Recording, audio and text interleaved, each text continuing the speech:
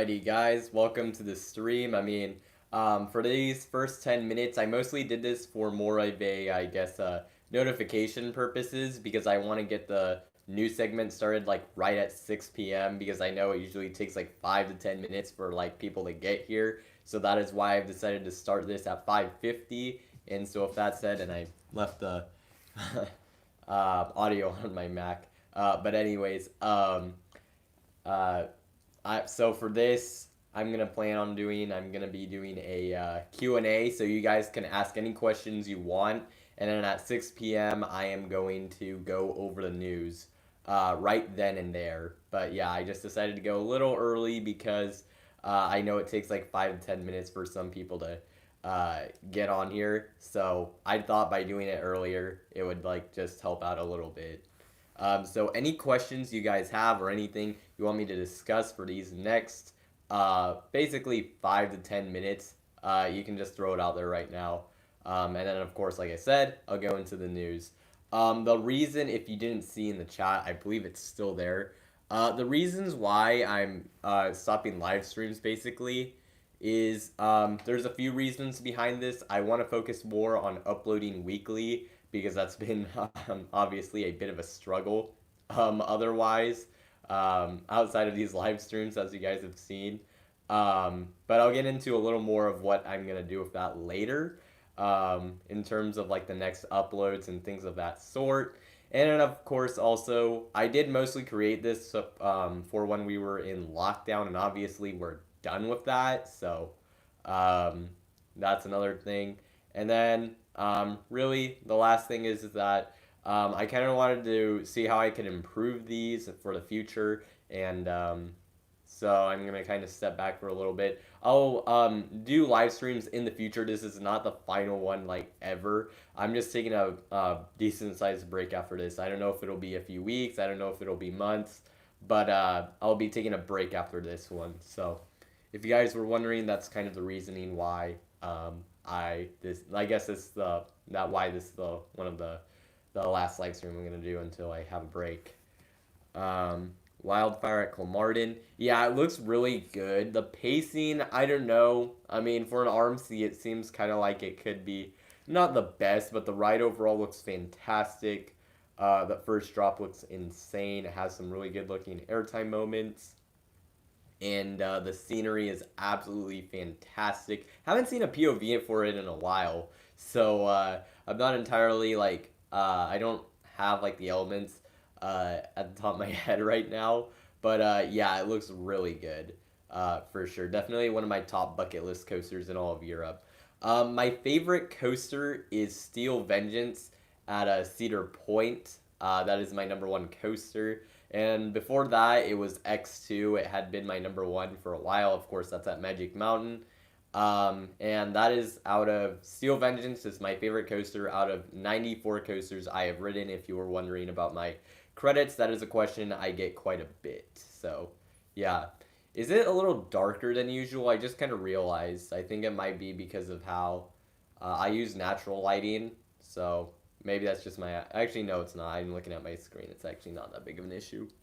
Yeah. For those of you who just joined, I'm just doing a Q&A, and you can bring up things you want me to discuss for the first, 7 minutes of this, and then at 6, I'm going to go into the news segments, but for notification purposes, I decided to start a bit early, so that's why I did this I started and went live at 5:50 rather than 6. So, anything else you guys want to bring up? I do have some other topics I'm going to talk about later in the stream. I actually released like a schedule. The times, if you saw the times, I just kind of did those based off like the guess of like the longest it could go to. So I don't expect the stream to go till like almost, go for almost 3 hours, like I said in the schedule. I don't think that'll actually happen. Yeah. Alrighty, so we do have another question. Will I ever get No Limits 2? I'm not sure. I don't feel like I'd be the best at it, so I don't know. I don't know if I'll ever get it. I guess, I don't know. It's not something I've really thought about. too much. So probably not anytime soon, but I definitely wouldn't rule it out in the future.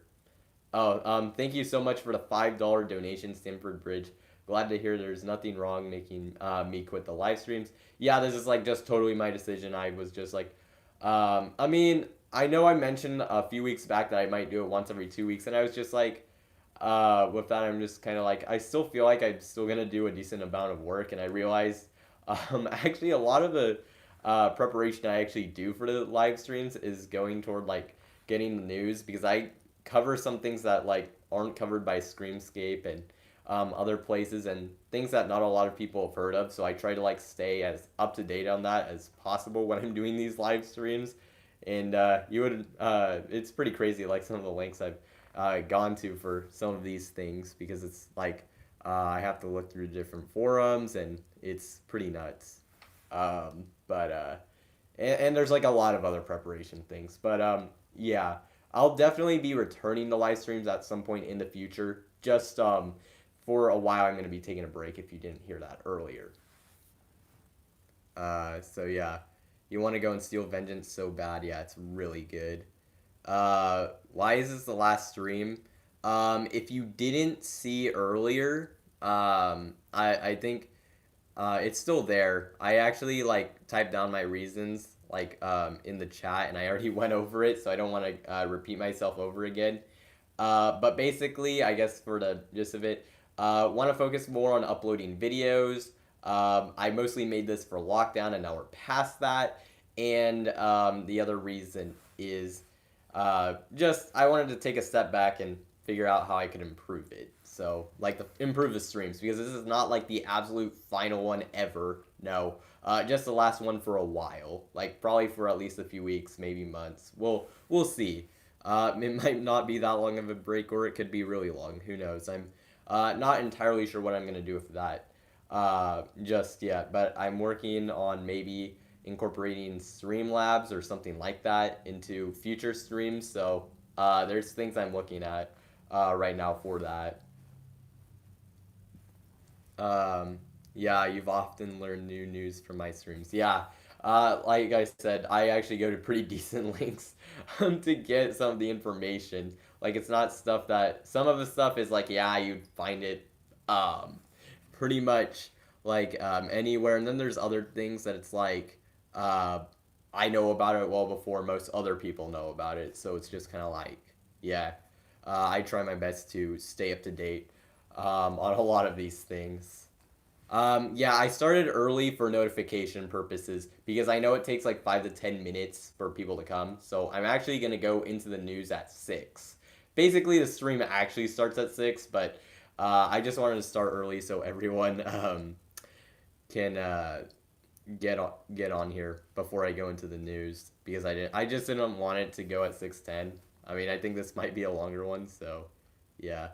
All right, let's see what else we got here because I'm actually going to have to go into the news pretty quickly here. You went to Kings Island this past Tuesday and going to Cedar Point a week from today. Nice. And Cannywood on Thursday the 30th. I'm going to be uploading trip reports on the channel talking about my visits to each park. That's awesome. I'll definitely be very curious to hear what you have to say about it. I don't know if I'm subscribed. I'll do that real quick. Okay, I still have like 2 minutes, so all right, I'm subscribed and notifications up. So yeah, I'll definitely make sure to check that out. That's for sure. Alrighty, so all right, gotta kind of rush through here. News segment is always very relevant. Making videos takes a while, so I understand why you're holding back a little on the streams. Yeah, you're very bad at keeping up on the Coaster news. GP2 enthusiasts assigned you on the magic seat on Magnum today. Nice. Oh, they're doing assigned seating. Well, that makes sense. I kind of figured with that could be a thing. Just with parks, they were gonna do that, but that kind of sucks. But I can understand totally why, and that's very nice of him to do that. Also cool that you saw him. That's pretty awesome. Let's see what else. I'm hoping he'll also assign me to the magic seat on Magnum when I go to Cedar Point next week. Yeah. You're leaving for Branson tomorrow. Oh, Silver Dollar City. Nice. That's going to be awesome. Yeah. Let's see. I'm just hoping I can go to any park this year. Same. Alrighty. Okay, so we've hit 6. I'm gonna go into the news right now. And unfortunately, this week we have a few, like, things that are just really not good. The first of which, on July 4th, a woman at Parc St. Paul in France passed away as she fell out of Formula One, the PAX Rides Wild Mouse coaster. Absolutely awful, just accident. You'd never like to hear anything about like this sort of thing, especially when someone loses their life. Just very unfortunate. And I don't like. I actually did use this park for trivia last week. This was before the accident happened, so complete coincidence that happened. But yeah, very unfortunate incident or accident, I should say. Just awful, and I'm wishing for the best for her family and friends because that is a very tough thing to go through. Very unfortunate news. She fell out of the vehicle, is how it happened. It's very tragic. Our other thing, Michigan's Adventure will be closed for the entire summer this year. Only the water park will be open. So if you didn't hear about that, Michigan's Adventure will be closed for the entire summer this year, and only the water park will be open. And yeah, actually, I forgot to mention, all the links are in the description down below to the articles. So if you want to check that out, I have them labeled by story.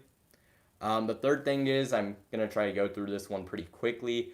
There is a man who has filed a lawsuit against Hershey Park in Intamin over a supposed 2018 incident on Stormrunner.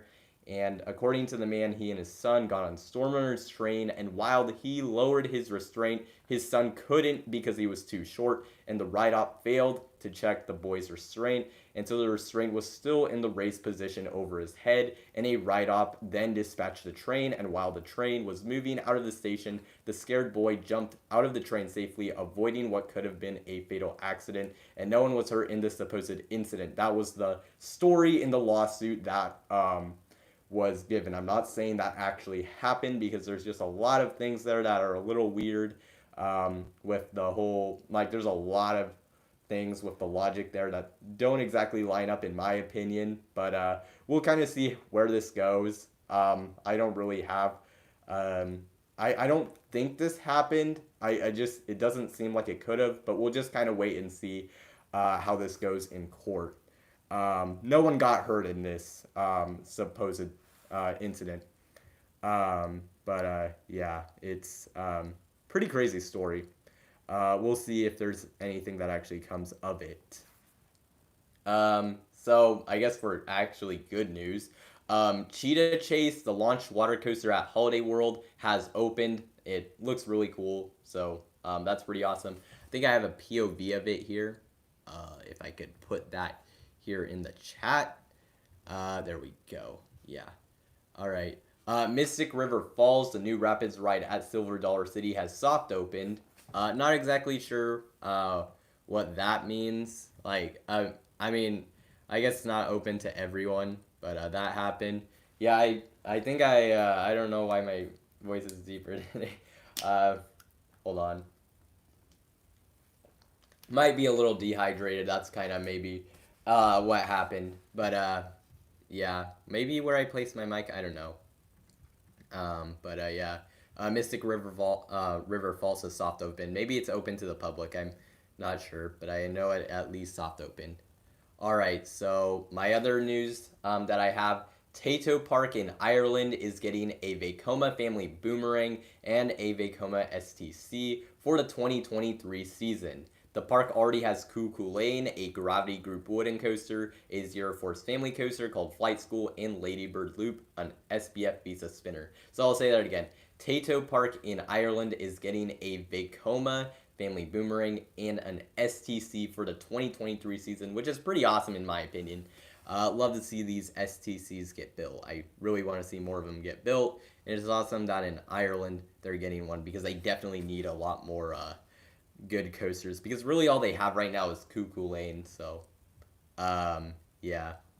Futuroscope in France is now planning on adding 3 new major rides. They didn't specify exactly what they would be. And they're also going to add 2 new hotels and a water park called Aquascope. All of this by 2025. So Futuroscope, they're basically planning this huge expansion that everything should be completed by 2025. Uh, I don't think there was too much information on it, like specifics, but that's something cool, I guess. The Wallaby Belgium Mega Coaster has actually gone vertical. I believe this has happened within the last 48 hours. And the track for this ride is said to be a dark green. And in the picture, the track looks darker than it really is. It almost looks black. But yeah, pretty awesome that it's actually gone vertical. Very recent. And here are the pictures if they go through. I have these in the description if they don't. So pretty much have the fail-safes there. Velocicoaster has been topped off. The tallest element of the ride, the top hat, has been completed. So that's also really cool. Also, something that came out very recently. The first confirmed SNS steeplechase is going to go to Hot Go Dream World in China, a park that's construction has been put on hold. The riders will be riding vehicles that are themed to unicorns. This was confirmed through some concept art. So as long as the park actually gets built, they will be getting an SNS steeplechase. So that's pretty awesome. This is the park that also has like that B&M Hyper. Construction for this park's been going on for quite a while, but it's on hold. So hopefully it opens sometime relatively soon, but we'll just kind of have to wait and see on that. But yeah. Yeah, the park's been stalled forever is the problem. But they will have a steeplechase if they open.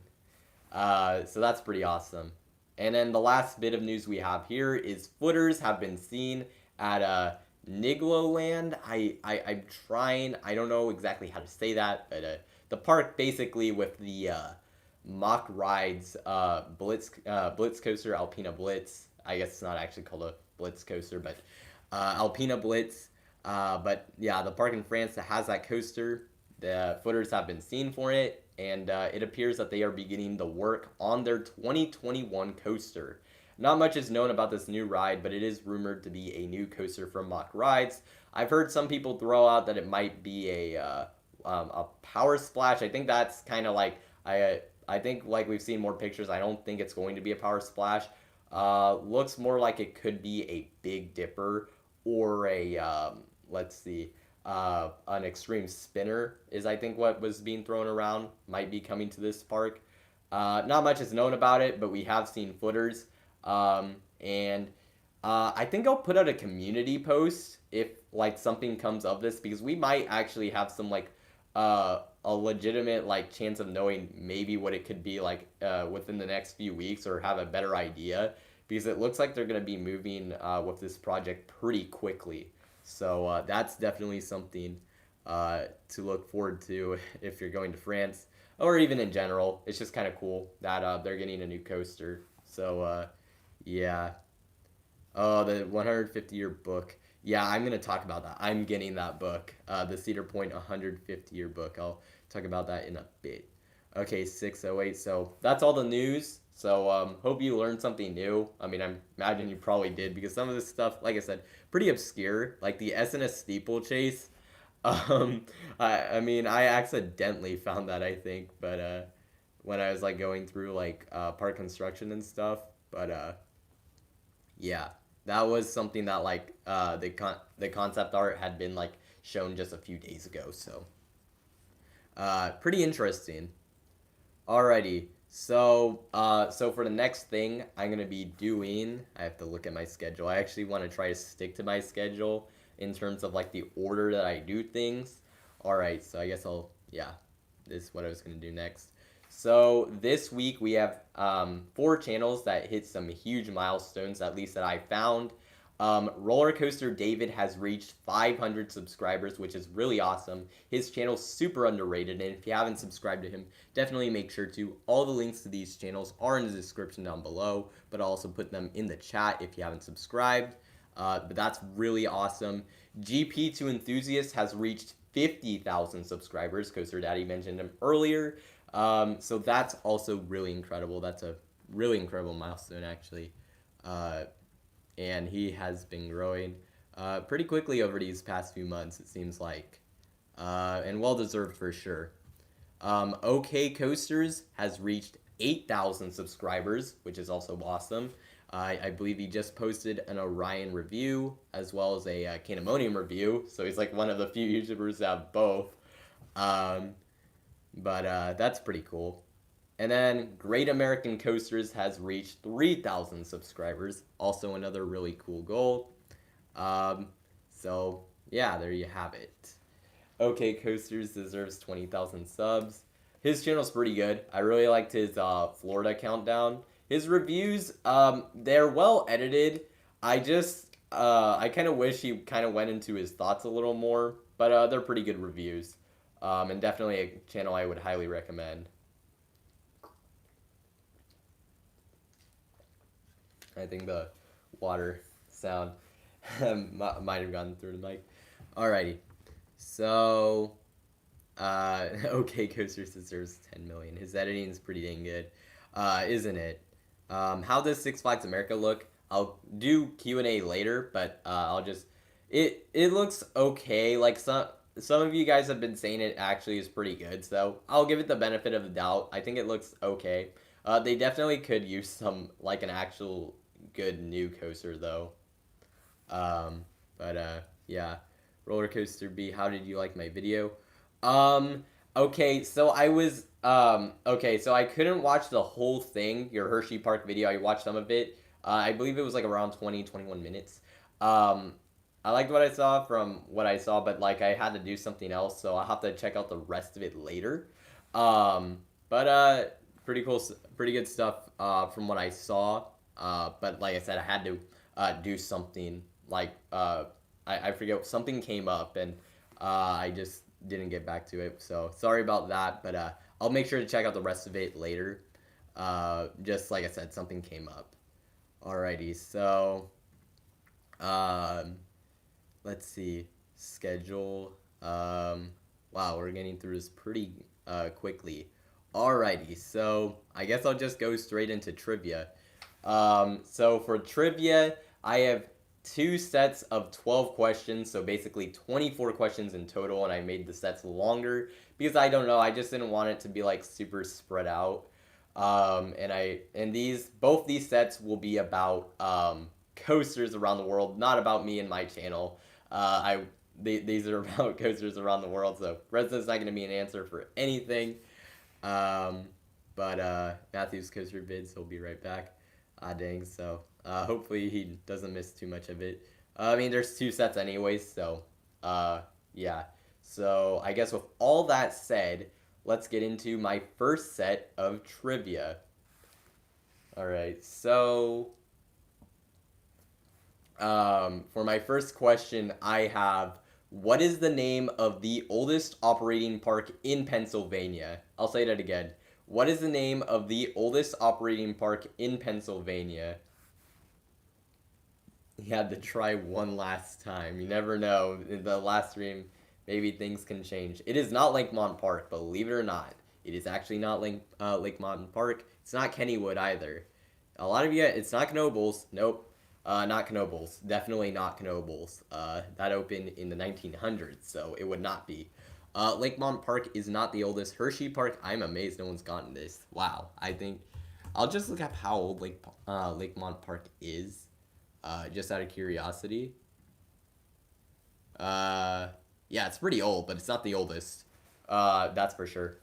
It's not Conneaut Lake. It's not Waldameer. Coaster Key got it right, and followed by very closely by Stamford Bridge. It is Idlewild. Idlewild is the oldest park in all of Pennsylvania, as it opened in 1878. Lakemont actually opened in 1894, so you weren't insanely far off if you guessed that. It was a good pick for sure. The park has 2 coasters, including the legendary PTC wooden coaster, Rolo Coaster, and Wild Mouse, a Vekoma Wild Mouse with a tilted lift hill. I will put a link for that in the description. But yeah. How did you not say that right away? It's the third oldest in the country. Yeah.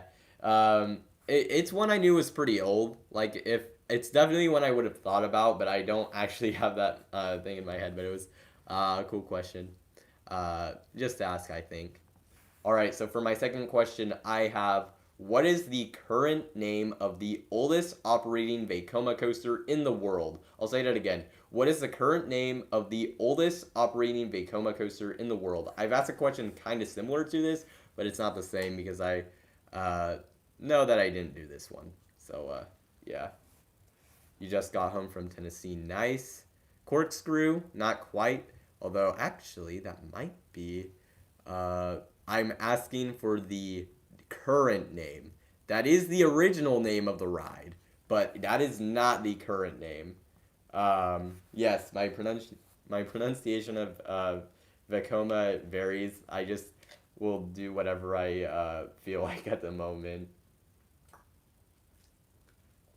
Sometimes, yeah, it's not corkscrew. It doesn't have corkscrew in the name. That is the name of the. I This is very specifically the current name. I mean, if no one gets it, I'll just give it to Coaster Lover 2001. Uh, yeah, Knoebels opened in 1926. I knew it opened sometime in the 1900s. I mean, that's not very specific, but when you have parks that were that, but I knew that Idlewild was in the 1800s, so um, that's just kind of why I said that. So no one's gotten it yet. I think I might just give this one the Coaster Lover 2001. I actually am supposed to. It's not Python at Efteling. Um, but yeah, Hershey Park opened in 1906. Um, but no one got it right. I'll just say what it is now. This is Star Mountain at Beto Carreiro World in Brazil, which originally opened as Corkscrew at Ital Park in Argentina in 1980. So that would be the oldest coaster, Vekoma coaster, still operating. And like I said, Corkscrew was the original name, so I'll give that one to Coaster Lover 2001. All right, so this is an interesting question. Which park has the most spinning coasters of any park in the entire world? I was going to say that again. Which park has the most spinning coasters of any park in the entire world? So, spinning coasters. This one's pretty tough. I think some of these I made relatively easy, and some of these I made really hard. Happy Valley, you are close. It is a, I guess, you know what, I'll give the hint. It is a park in China. I mean, if Happy Valley wasn't enough of a clue. Yes, it is a park in China, so those Happy Valley guesses are not far off. Sunak World, no. Also, not terribly far off, but definitely not the one I was looking for. Let's see. So, spinning Jesus. Nope. I mean, it's not even an actual spinning coaster. And yeah, it's not. That park's defunct, actually. Kind of sad, I think. But, the question was the park with the most spinning coasters. A fidget spinner. Um, okay, man. I don't think anyone's gonna get this one either. Maybe I did make some of these too hard. Some of these I think I made pretty easy, and others are pretty hard. So it's gonna be interesting. All right. So no one's gotten it right so far. We're not World Fairy Tale Land. Just want to make sure that I'm not that this park hasn't had any other name. And so, okay, so no one's gotten it. I'm just going to say what it is. It is Sun Park in Beijing. And this park has 4 spinning coasters. 4 of them. And none of them are powered either. They have a golden horse, one that's made by an unknown manufacturer. I believe they have a. Man, I actually didn't type down for this one all the information. I think they have a Zhangzhou spinner too, and like a Zongshan spinner, and I think they may have a Zhangzhou one too, or maybe I'm getting them mixed up. That might be possible. Let's see. I'm trying to see. Oh no, no, okay. So, uh, No, they do not have a Zhangzhou spinner. It's a Beijing Zhua amusement ride spinner. Man, that like trying to remember these manufacturers is pretty difficult because they have really long names. But yeah, 4 spinning coasters, really insane. And I didn't put a link to the park, so I'll just do that real quick.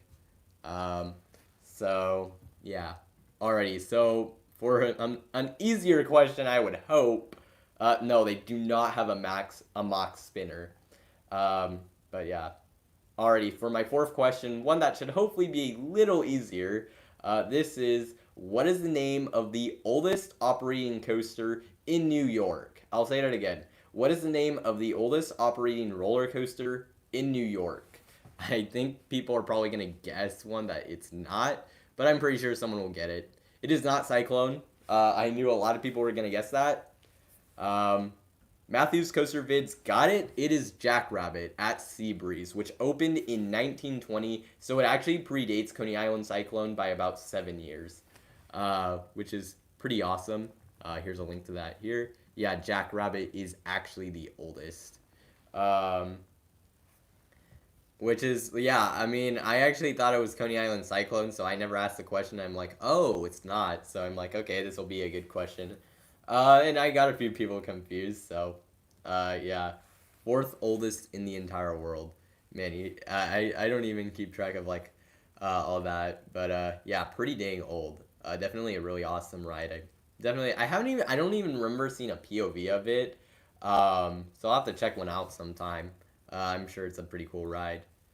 But anyways, I'll go into my 5th question now, and that is, oh boy, this is a bit interesting, so I'll have to say this multiple times, but anyways, how many coaster manufacturers, including in-house park manufacturers, have ever built a coaster over 200 feet tall? I'll say that again. How many coaster manufacturers, including in-house park manufacturers, have ever built a coaster over 200 feet tall? I'm not asking for specific ones, I'm asking for a number. 7, nope. 9, nope. Solid guesses, but no, it is not 7. It's not 7. It's definitely not 4. It's way more than that. You guys are all still under. It's not 8. It's not 10. There's one that's a little controversial. We'll get to that one in a second. Because Coaster Mania got it right. It is 15. 15 coaster manufacturers have built a coaster over 200 feet tall. I would have taken 14 too because there's one that's kind of controversial. So, or even 16 I would have taken because there's one that, like I said, it's pretty controversial. But the manufacturers that have built a coaster over 200 feet tall include Intamin, B&M, Morgan, RMC, Aero, Gaio Vanola, Togo, S&S, Gerstlauer, Mach Rides, Vekoma, Premier Rides, RCCA. This is the one that's controversial because Kings Island at some point took over, but I just put RCCA here because I think they did most of the work before Kings Island just like kind of stepped in and finished the entire thing. So that's why I put it. Meisho and Lagoon. Lagoon actually created Cannibal themselves, so they're one of the ones I put on here.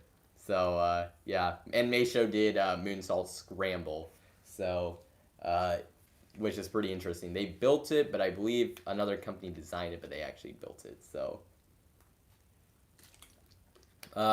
pretty interesting. I didn't know Meisho built one. Mach Rides and Vekoma. Mach Rides, yes, but Vekoma is also one that is kind of like, I didn't know. It's like that weird half pipe thing. Galvanola. Of course I would know that they built one because I literally have it at my home park, but, not the greatest manufacturer in the entire world. Actually, I probably have ridden their worst coasters, so, yeah. Big Air, yeah. Just a ridiculous looking ride. But yeah, pretty cool. And Coaster Mania, he was the first one to get it right. So that's pretty awesome. For my 6th question, I have, What is the name of the first gravity group coaster that was built outside of North America? I'll say that again. What is the name of the first gravity group coaster that was built outside of North America? Galvanoa would have been a great manufacturer if they didn't only make 3 coasters. Um, well, wait. So they did Anaconda, they did Titan, and they did Goliath.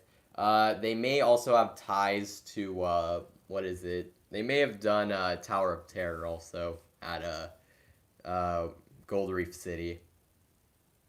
But I don't. I think the manufacturer is kind of unknown. Let's see, Twister or Fjord Flying Dragon. Neither of those actually. Twister. No, it's not Twister. Good guess. I figured people would do that. Wood Coaster Fireball is the answer. I would have accepted Fireball too. I mean, it's specifically Wooden Coaster Fireball, but if you got like Wooden Coaster or Fireball, I would have taken it. But 808 Coaster Life, you got it right. Wooden Coaster Fireball or Fireball at Happy Valley Shanghai, which opened in 2009. So, pretty cool ride. Definitely not one of the better looking gravity groups in the United States, not the United States, in China. But it's still a cool looking one. There's like I guess maybe not one of the better looking wooden coasters in China is what I should say. So yeah, for my seventh question, I have what is the oldest operating park in Canada? I'll say that again. What is the oldest operating amusement park in Canada? So yeah, there's one answer that someone might guess. I don't know why they would. That I wouldn't consider because it's more of a fairground, but yeah. Okay, 808 Coaster Life got it right. It is Peony Playland. There's this one place somewhere in Canada, I forget what it was called. But yeah, it is older, but it's only like it's like a fairground and it's like I forget what the place is called. But basically Peony Playland is the oldest operating park in Canada, and it has been operating since 1910. This is, of course, the park that has Coaster, the legendary roller coaster that has some insane airtime. Pretty incredible looking ride. Definitely very high on my bucket list. Alrighty, so for my eighth question, I have what is the name of the the longest coaster SNS has ever made? I'll say it again. What is the name of the longest coaster SNS has ever made? I think I meant to word that differently, and I was like reading it. I'm like, that doesn't sound right, but I guess it's fine. I'll say that again just in case. What is the name of the longest coaster SNS has ever made? It is not Steel Curtain, believe it or not. It is not Ejanica. I think you guys will be surprised by which one it actually is. Um, yeah, I mean, I would have thought it was Steel Curtain, but it isn't. It is not OCT Thrust. It is definitely not Coaster to the Clouds. That's not even from SNS. Dodonpa is correct. Dodonpa is actually the longest coaster SNS has ever made. And what's crazy is that Steel Curtain actually would be the longest if Dodonpa never got the loop. If it were just Dodonpa still and it never got a loop, it would be shorter than Steel Curtain, but because it got that loop, it is actually the longest. It is 4,081 feet long, and Steel Curtain is 4,000 feet long. Yeah, I know, pretty crazy that it's actually the longest one. Um, but yeah, it's crazy, and I read this somewhere. Apparently, Dodonpa was only 3,900 feet long around there when it had the top hat, but the loop is like the loop added so much track to like this coaster, like it's insane. So now it's 4,081 feet long, absolutely insane. It was like around 3,900 feet long. Was what it was before the loop, so it added a lot of track. I mean, it kind of makes sense, but even I'm still looking at it, I'm like, how? Like it almost added like basically like 180 something feet of track. That just blows my mind away. Maybe less because I think it might be more like just roughly around 3,900. But yeah, that's pretty insane. Alright, so for my 9th question, I have, what was the name of the first DIN Corporation coaster ever built? I'll say that again. What was the name of the first DIN Corporation coaster ever built? Um, Theme Park Vets, I don't believe I've ever seen you, so welcome to the stream. And we're doing trivia right now, and I asked, what was the name of the first DIN coaster ever built? It is not Beast. I don't know why people are saying Beast. That was built in-house. Unless there's a different one you guys... Yeah, no. It was built... Like, it was built... Oh, okay, so it was built by Charles Din, but I meant by the manufacturer. I should have been more specific about that, because some people are going to get screwed over by that. But no one... Actually, well, no one's even got it right so far. Not Raging Wolf Bobs. Matthews Coaster Vids got it right. It is Wolverine Wolfcat. Wolverine Wildcat. I read Wolf Bobs. Yes, Wolverine Wildcat at Michigan's Adventure. It opened in 1988 and actually opened 14 days before Raging Wolf Bobs at Geauga Lake. Well, yeah. So that's pretty insane. Yeah, I'm sorry about that because I totally forgot. I meant the manufacturer, not Charles Din himself. I believe Charlie Din. Yeah. I'm like just I'm some I guess when it comes to like significant people who actually have built coasters, I'll admit I'm not the best with like remembering those names. So yeah. Oh, it is Charleston. It says Charlie Din, so I was like really confused. I mean, I guess it's the same thing, but yeah. All right, so for number 10, my 10th question, I have, where did the original Zamperla Volair first open? I'll say that again. Where did the original Zamperla Volair first open? Alrighty, so I'll wait for you guys to answer that one. Not Canada's Wonderland, believe it or not. Good guess. Coney Island? No, it did not actually. It was where did the original Zamperla Volair first open? So that might help you a little bit. Some park in New York? No, it's not actually a park in New York. Not Luna Park. I don't want to say too much because it would give it away, but no one's gotten it. I'm surprised. Flamingo Land? No. All right. So let me just get this up. Oh no, I got the wrong one. Okay, hold up. No, the answer's right, but yeah. I'm amazed no one's gotten this. A park in North Korea? No. Wiener Prater? No. Rye Playland? Nope. Is it at a fairground? Nope. Was not at a fairground. Matthews Coaster Vids got it right once again. Elitch Gardens is the correct. Yes, and Nader27 also got it right. Wow, there's a helicopter really close by. That kind of spooked me for a bit. Anyways, yes, Elitch Gardens actually opened the first one. It was called Flying Coaster, and it was later relocated to Luna Park in New York, where it is now called Soarin' Eagle. But it originally opened at Elitch Gardens in 2002. The trivia questions are 2 sets of 12. So I have 2 more left, and then we'll go to the next thing. Alright, so for my 11th question of this first set, I have, what year was Zamperla founded in? I'll say that again. What year was Zamperla founded in? So yeah. Soarin' Eagle is actually not painful. Interesting. Looks like. Considering that's our first one and it got relocated, it's surprising that it's not as bad as like other ones. Although you mentioned that which one was it? Was it the one at Rye Playland is awful? Yeah.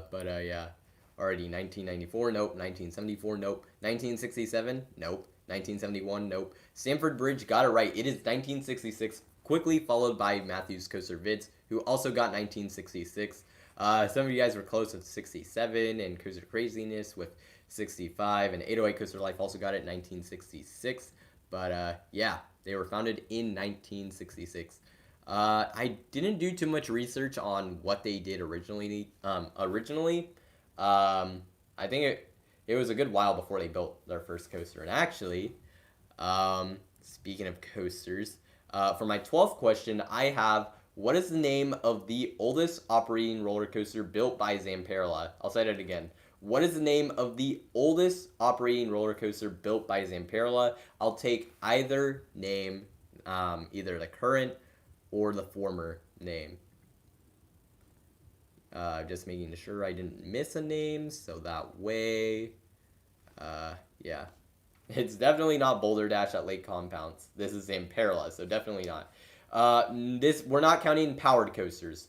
We're not counting powered coasters. There is an answer I believe that would be correct if we counted powered coasters, but I am not. This is just strictly roller coasters that are not powered coasters. Wild Mouse, nope. Tornado, nope. Just making sure, absolutely making sure that I didn't that both names are correct, and that there's not an extra one that I'm forgetting about.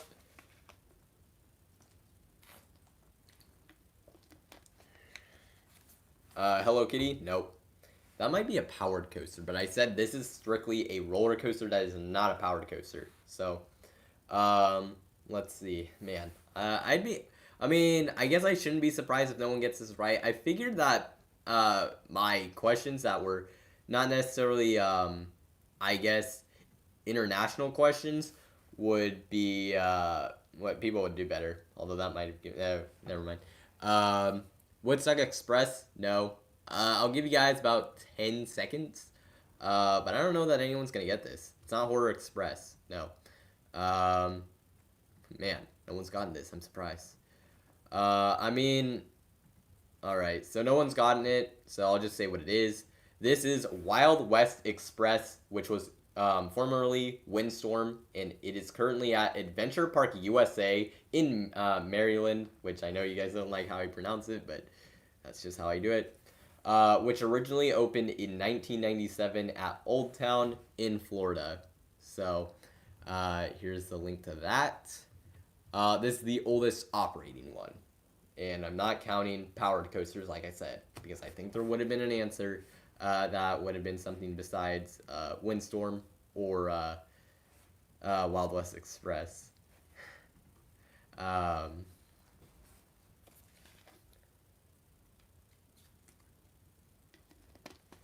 You guessed the model / layout, right? Did you actually? Wild Mouse. Is that really? Well, not really. Unless, I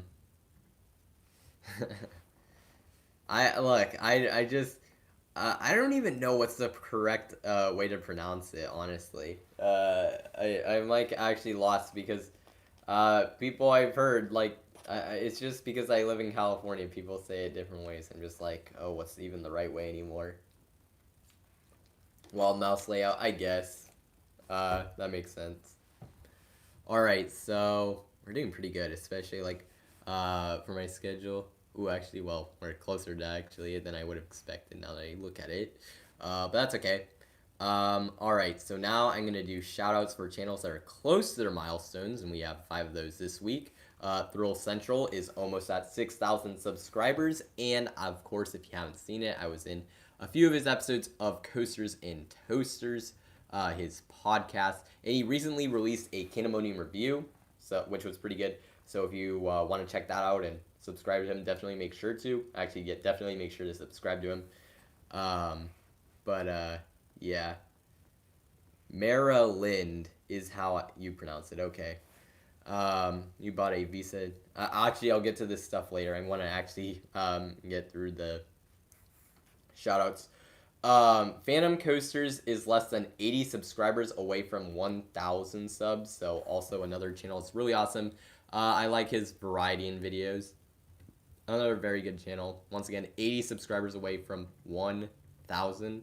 So definitely definitely subscribe to him if you haven't already, and let's try to get him there.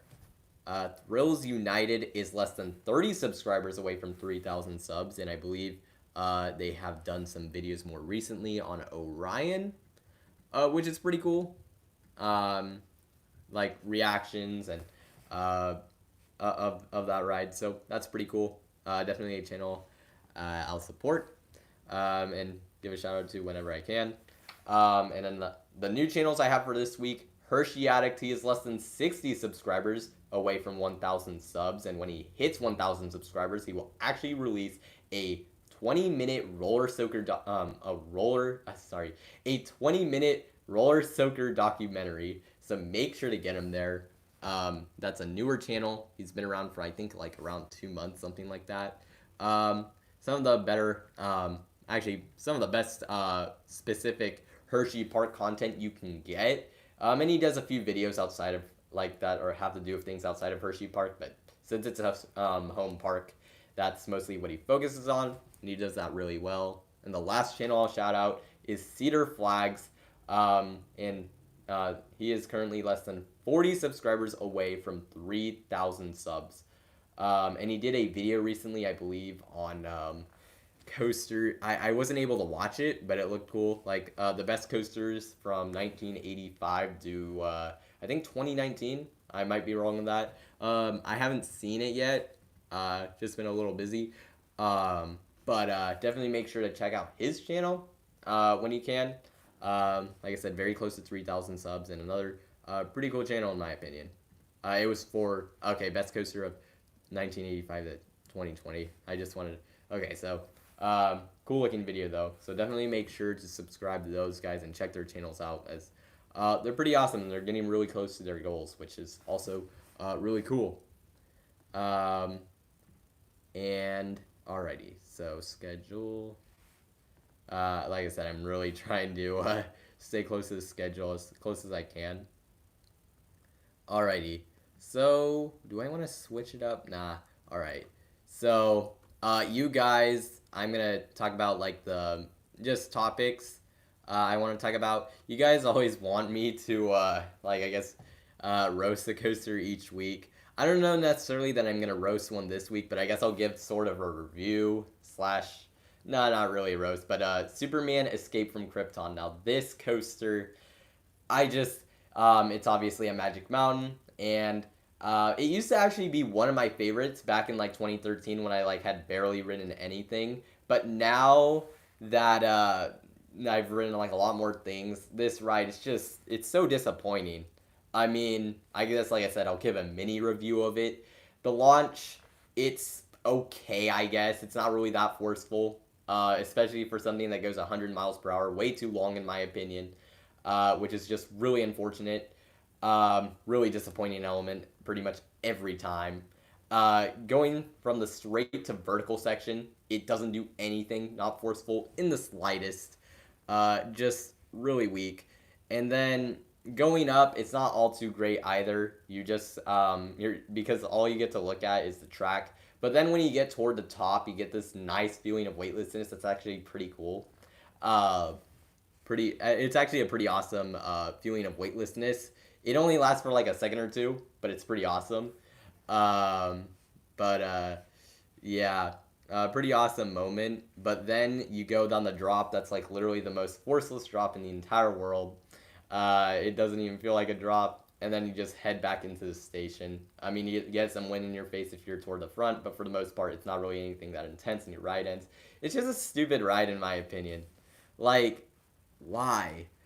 It's just like, especially because I've ridden Top Thrill Dragster, and people even rag on that ride's drop a bit. I mean, to be fair, that drop, maybe it's not the most like stomach dropping. It's not like a stomach dropping drop, I guess. But it still feels pretty crazy, and I don't think it needs to be anything like just literally insane because you're already kind of, at least for me, I was already kind of like trying to recover from the gut punch that was that launch, and Superman doesn't even have that, so like I don't get this ride. It's one of the most talked about rides at my school when it comes to coasters. When people think of Magic Mountain, it's one of the ones that comes up, and I'm just like. And people expect me to like absolutely love this thing, and I'm just like, it's fun, it's okay, I guess, whatever. It's a little fun, I guess, every once in a while, but it's like not really anything that good. Yeah. That coaster got so much hype when it came out, which I imagine. Let's see. People used to talk about it as the king of airtime, believe it or not. I imagine you're talking about Goliath because Superman doesn't have airtime besides that feeling of weightlessness that I mentioned. That's pretty cool, but like it's the only good thing about the ride. I mean, the launch is basically a family launch, coasters launch, almost. I mean, that's basically what it is. I'm not gonna do a Coast Rider re-rant. Uh, I'm not feeling that today. Um, but let's see. Um, man, there's actually a lot of stuff. Do I like the wave turn on Silver Bullet? Um, no, I mean, well, okay. So the wave turn on Silver Bullet. Like, I don't know. Yes, I do like that element. It's really good. Um, Silver Bullet as a whole, it's fun, but it's definitely the least intense invert I've ridden. That wave turn is one of the better moments on the ride for sure. But the ride in total, I don't know. Let's see. Let's talk about Pit Special. Too bad I made my worst coaster names video when I did. That name's awful. I'm actually making a list video for that. It's going to have a lot of coasters that you probably haven't heard of. Not something that'll come out super soon, but it's definitely something I'm like kind of working on. But there's so many bad names with that. I might talk about that when I later when I actually have like a sort of segment for it here in the stream because I'm trying to like stay on the segments, I guess. But I'll read through this stuff. Grampus Jet is one of my least favorite names ever invented. Oh god, yeah, it's awful. Superman or Goliath? Oh man, that's tough. I think I'll take Superman just because I like the best moment on it better than Goliath. It's just, um, I don't know. Goliath, it's just, I don't really care for it one bit. Really. I mean, the second half's kind of intense, but whatever. It's not really anything that great. Let's see what else. Uh, Whenever people talk about coasters at my school, the one that comes up is always Iron Rattler, Titan, and Mr. Freeze. Interesting. In tears. Wait, like, do I look like I'm in tears? I don't know. But no, I'm not in tears. Unless, I don't know. I did it. If I did, I was making characters. And I did. I misspell that. I'm confused. Oh, Togo. I haven't ridden Togo coasters, so I wouldn't know about that. Steel Vengeance or Twisted Colossus. I Steel Vengeance all the way. I bet that list will include Surf's Up Duck Duck Goose. It might. That's an awful name. Also keep in mind it used to launch forward, so the top you would be floating out of your seat. I actually thought about it. I would actually like it better if it was the other way around, because at least a drop going backwards, it wouldn't feel so dumb, I guess, if you were falling backwards. It would have made it at least a little bit cool. And the launch is just whatever anyways, even going backwards. I think it would have been better forwards, for sure. Also, you would be looking at the sky. That's way better, I think, in my opinion, than the track, I guess. So I would have liked that better. Uh, let's see. It was lyrics. Oh, because it goes backwards. Here's a GP. Let's see. Oh, okay. So the next thing is, so I imagine some of you guys that live closer to parks, maybe have the same thing too. But like having to pass parks when you have to go to a certain place. Others of you who don't really have a home park nearby, it's not that big of an issue. But for me, basically one of the biggest pains I have to deal with basically every time I go to Los Angeles or basically anywhere in Southern California because of where I live. I have to pass by Six Flags Magic Mountain literally every time I go to anywhere in Southern California because it's on the highway. It's just always a really brutal thing to kind of see sometimes, especially because sometimes I eat at a restaurant like right there by it. And so you can see it. And there's been times where I've been on like cross country trips and like cross country like with my team and things of that sort where it's just like, man, I really wish I could go. And I usually have my like season pass on me too. I don't have a season pass for this year, but like in the past, it's just something kind of painful. I'm curious. Do you guys have like that sort? Do any of you guys like have to pass parks whenever you go to like a certain place? Because for me, like I said, basically anytime I go to Southern California or I go back from it, I have to pass by Magic Mountain. That's always kind of like a I mean, some days I just am like, whatever. I mean, I'm like looking more forward to what I'm actually wanting to do. But then there's other times where it's like, oh, I have my season pass on me, and it's like, you see everything running, and it's like, man, that'd be so nice if I could go there right now. Um, but yeah. Oh gosh, that must suck. Passing Six Flags Magic Mountain and not going. Especially because I'm not super close to there. Like, obviously, Airtime Thrills probably has to pass by it literally every day he goes somewhere else. But, like, he lives, like, to the point where he can literally bike there or even walk there if he really wanted to. So, that's not that big of a deal. But for me, it's just kind of rough. You live 2 hours from Fiesta, Texas, so that doesn't normally happen. I'd like to live across the street from Hershey Park. Now that's my dream right there. That'd be nice. And that would be a good spot because you're not too far off from like a bunch of other places, so not bad, all things considered. Um, how do I like Blue Streak at Cedar Point? Pretty awesome ride in my opinion. Well, maybe awesome's a little too much praise, but it's a pretty cool ride. It has some really nice airtime, and it's just a nice classic ride. It's not it doesn't run too rough, and it's a little bumpy in a few spots, but it like just feels like a classic ride. So that's awesome. Yeah, Airtime Thrills made a video about biking to his house from Magic Mountain. He actually usually I think does bike there just because the parking lot is so far away from the entrance. It's like stupid, especially as someone who goes there on a semi rate, not like at least on a few times a year basis, if not more. Um, well, except for this year apparently. But like a few times a year, yeah, it's just like the entrance is so stupidly far from the parking lot. It's insane. It's just like ridiculous. Anyone who's ever been would know. It's just really bad. Even preferred parking, I don't think is which I don't know that I've ever gotten. I think I might have once. I don't remember, but I think even preferred parking's like really far.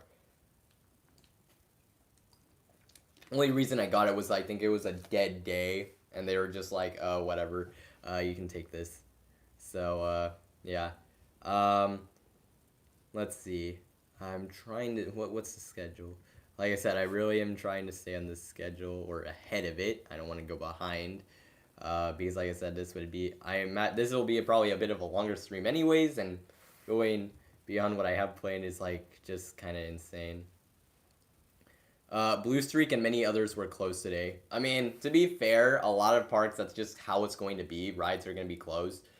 It's just unfortunate, but that's just kind of how it is. That's also why I would not suggest going to new parks at all this year. Like you can go to local parks or parks that are your home parks for sure.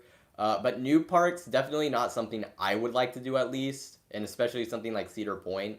I mean, if you just want to go to a park that has like one coaster, like I don't know, like I'm trying to think, Quasi because they have Wooden Warrior. I mean, if you want to go to that for the first time, why not? As long as that ride's running, it won't be that much different.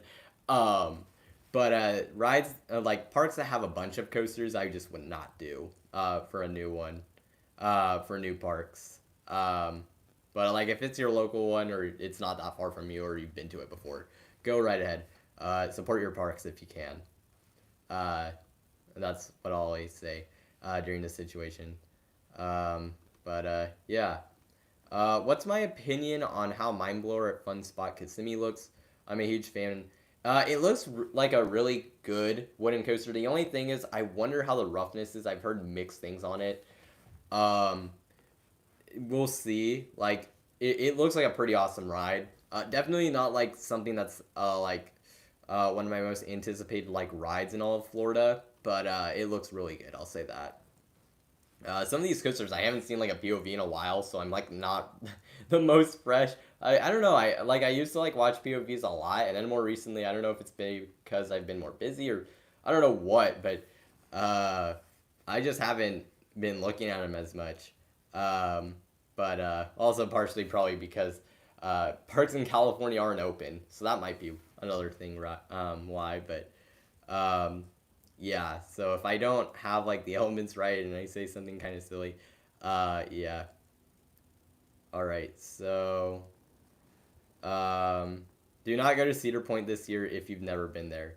Yeah, rip theme park media. Hopefully he can go another year other than this year very soon because I know he's going there for the first time. Uh, I don't know. I would not do that at all. But if you could, like, the only thing I'll say, the only time I would actually say that it's fine is if you absolutely know you were gonna be able to go back like really soon. But yeah. Cedar Point sounds like it's running really bad during COVID. I've heard different things. The access passes, yeah, I've heard those are a nightmare. It's bad. It's bad. I've heard about that. It is bad. What in the world? Man. There. I don't know. The helicopters seemingly have been flying closer to my house now that more than they usually do lately. It's just kind of caught me off guard. But yeah. And I guess the last topic I'll talk about before we go into my next thing is Super Nintendo World. So obviously this is opening at some point at Universal Studios Japan. We don't know if it'll be 2020 or 2021, but regardless, it looks really cool. And as for me, if you guys were wondering, I do have a Nintendo Switch. I do play Mario Kart and Super Smash Bros. Quite a bit. I don't. I haven't even gotten the new Animal Crossing game though, so like, I'm not like. I mean, I like the games, and I know a decent amount of the stuff, but it's just I'm not like the absolute like biggest fan of everything. I guess if that makes sense. Like of like in general, but uh,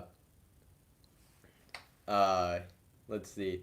But this area just looks incredible. It actually costs more money than Wizarding World of Harry Potter. And if I've been like following this, they have a moving thwomp that goes up and down, which is pretty awesome. They have a Yoshi that's running around. They have piranha plants that are gonna sway. Some of the videos have been coming out more recently. I should have had links to all these things. It looks really awesome.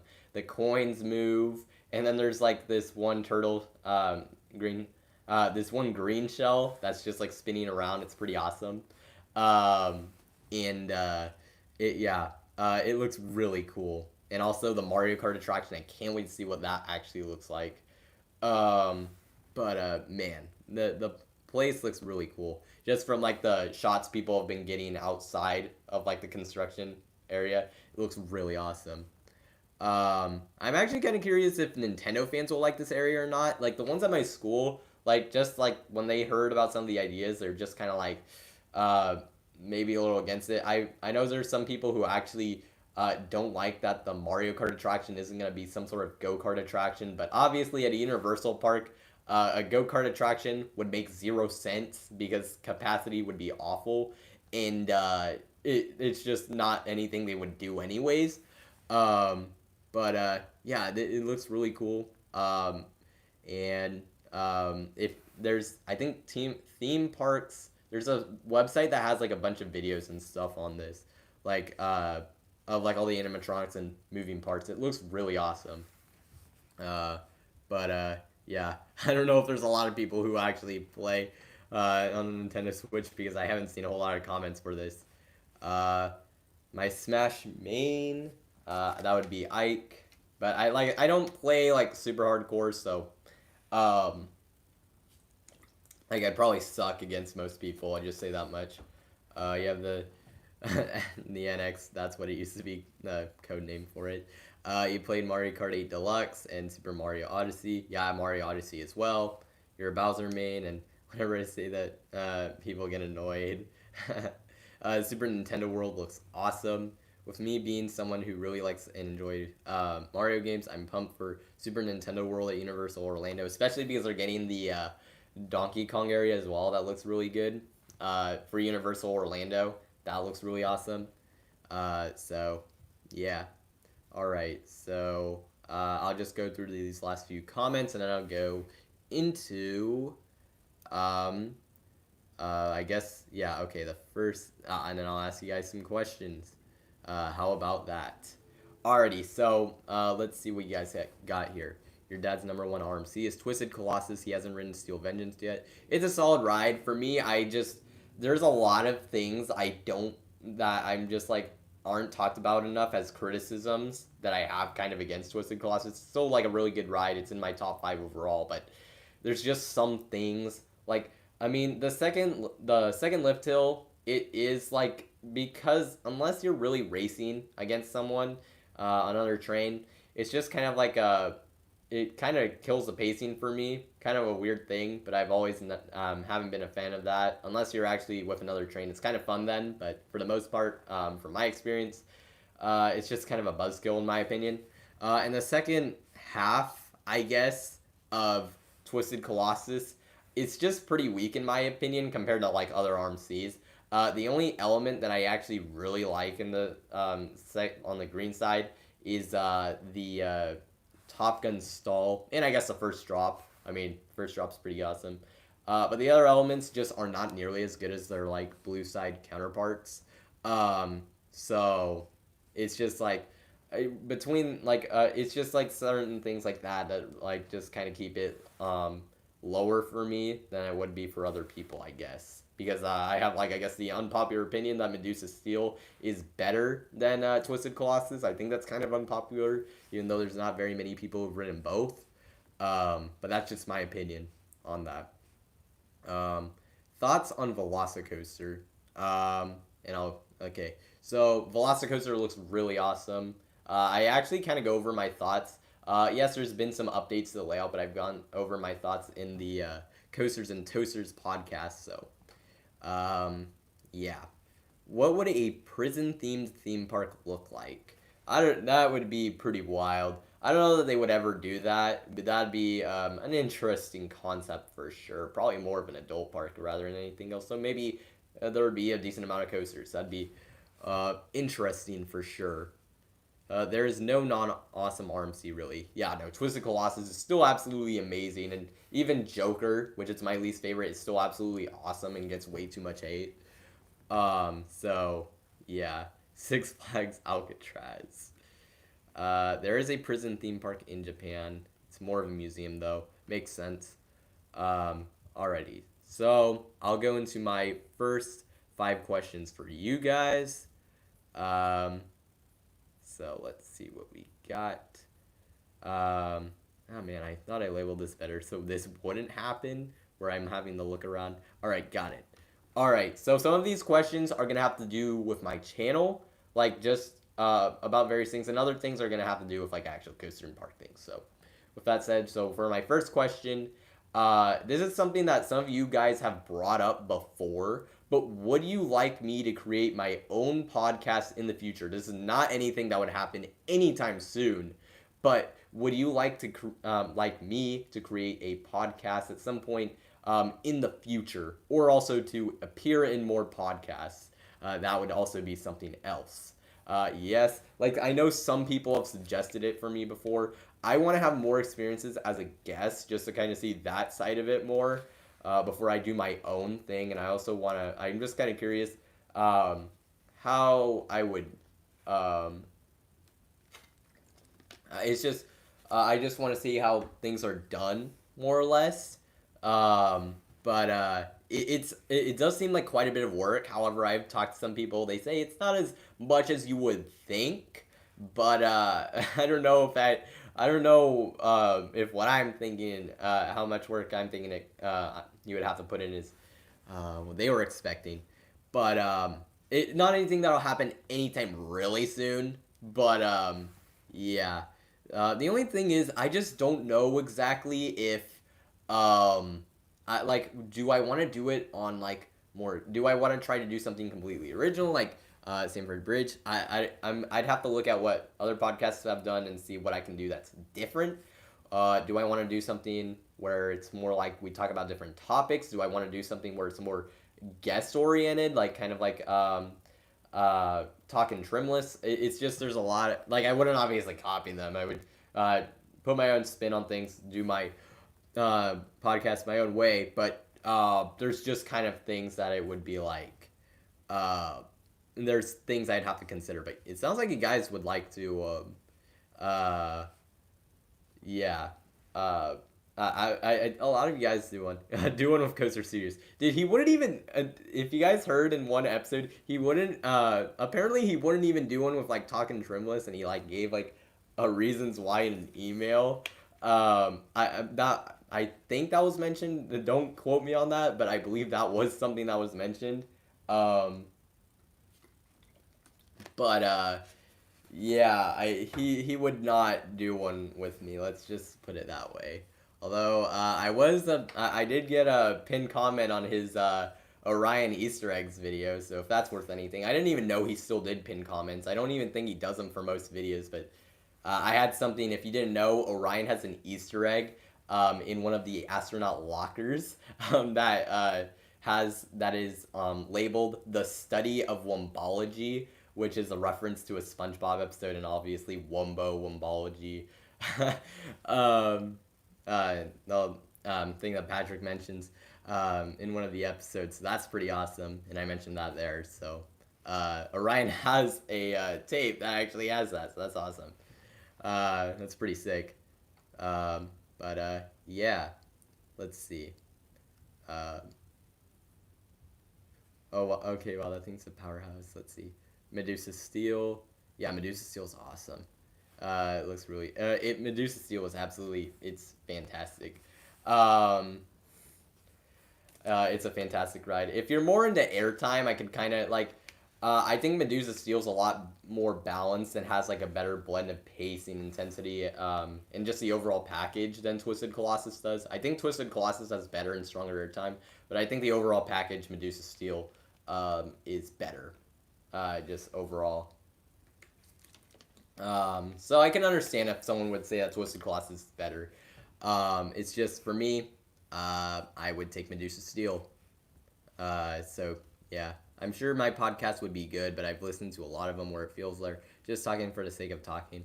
They often feel self-indulgent to me. Okay, so like there's certain things that it's just kind of like things I want to like kind of think about. Like I said, this is not something that I would just like do on a whim, basically. Uh, was I speechless when I got off Steel Vengeance? I don't know that I was speechless because I thought it was amazing after my first ride, but um well, I mean, it sort of disappointed me. It was still definitely like top 3 for sure, but I just got a bit of a slower ride, and then my like last night ride was absolutely insane. I think I was speechless after that. Like for a moment, and then I just like, whoa, that was incredible. Like the night rides on Steel Vengeance, incredible. Gotta get them if you're there. I mean, they are insane. So yeah, he did the same thing for Your Favorite Coaster Sucks. I'm trying to see. Um, I'm trying to see. I don't see what that was referring to.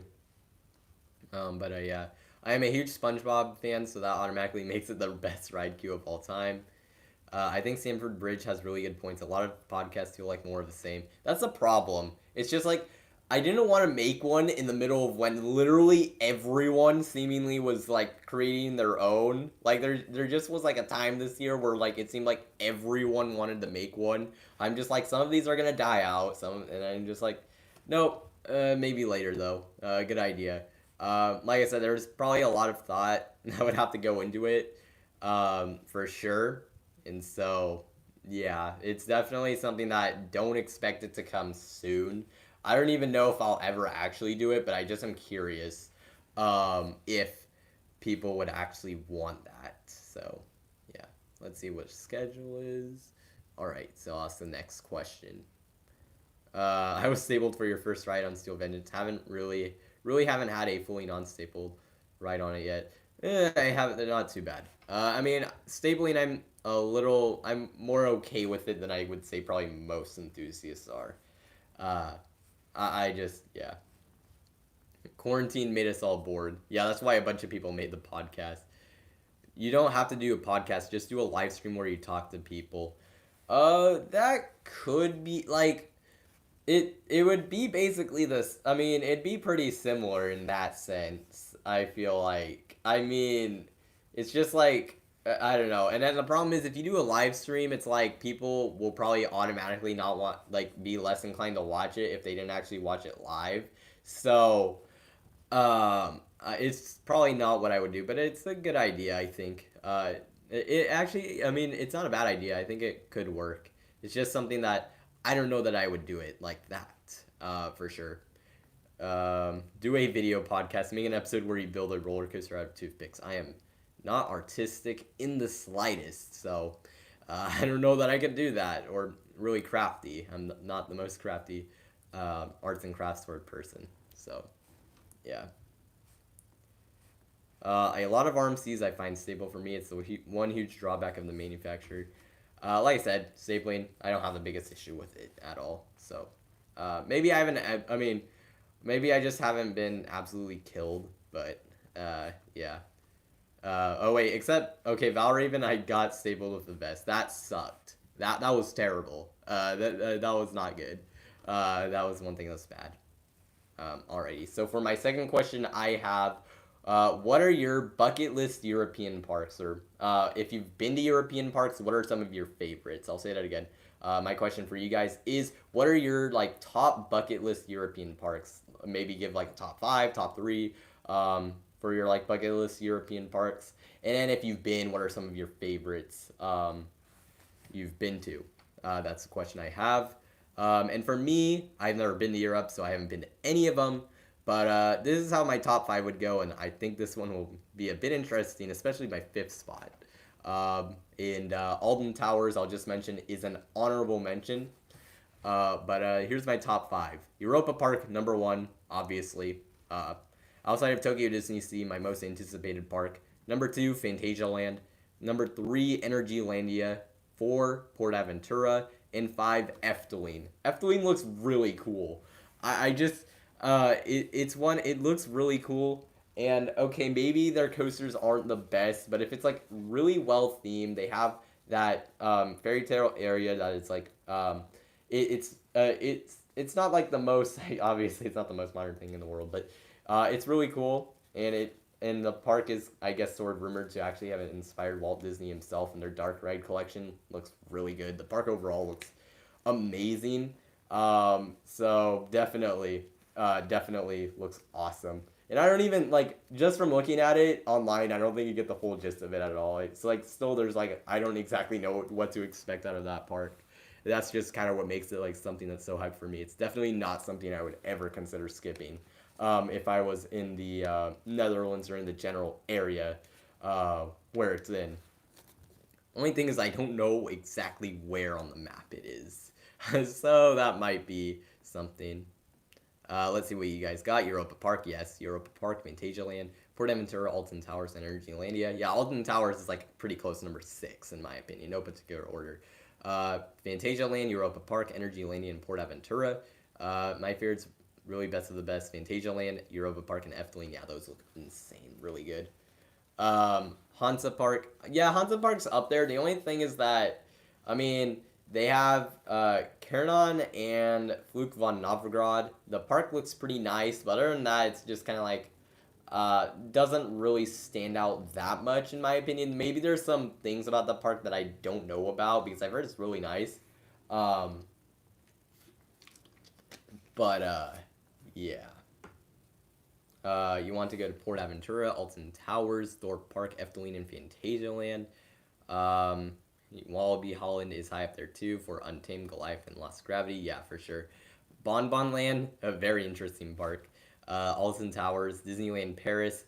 I mean, yeah, I don't know. Disney parks in France, I don't know. They just don't look like the greatest, especially considering.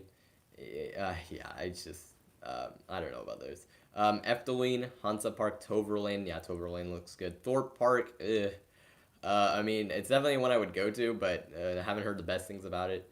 And Fantasia Land. Hansa Park is awesome, really underrated for its theming. Okay, so that makes sense.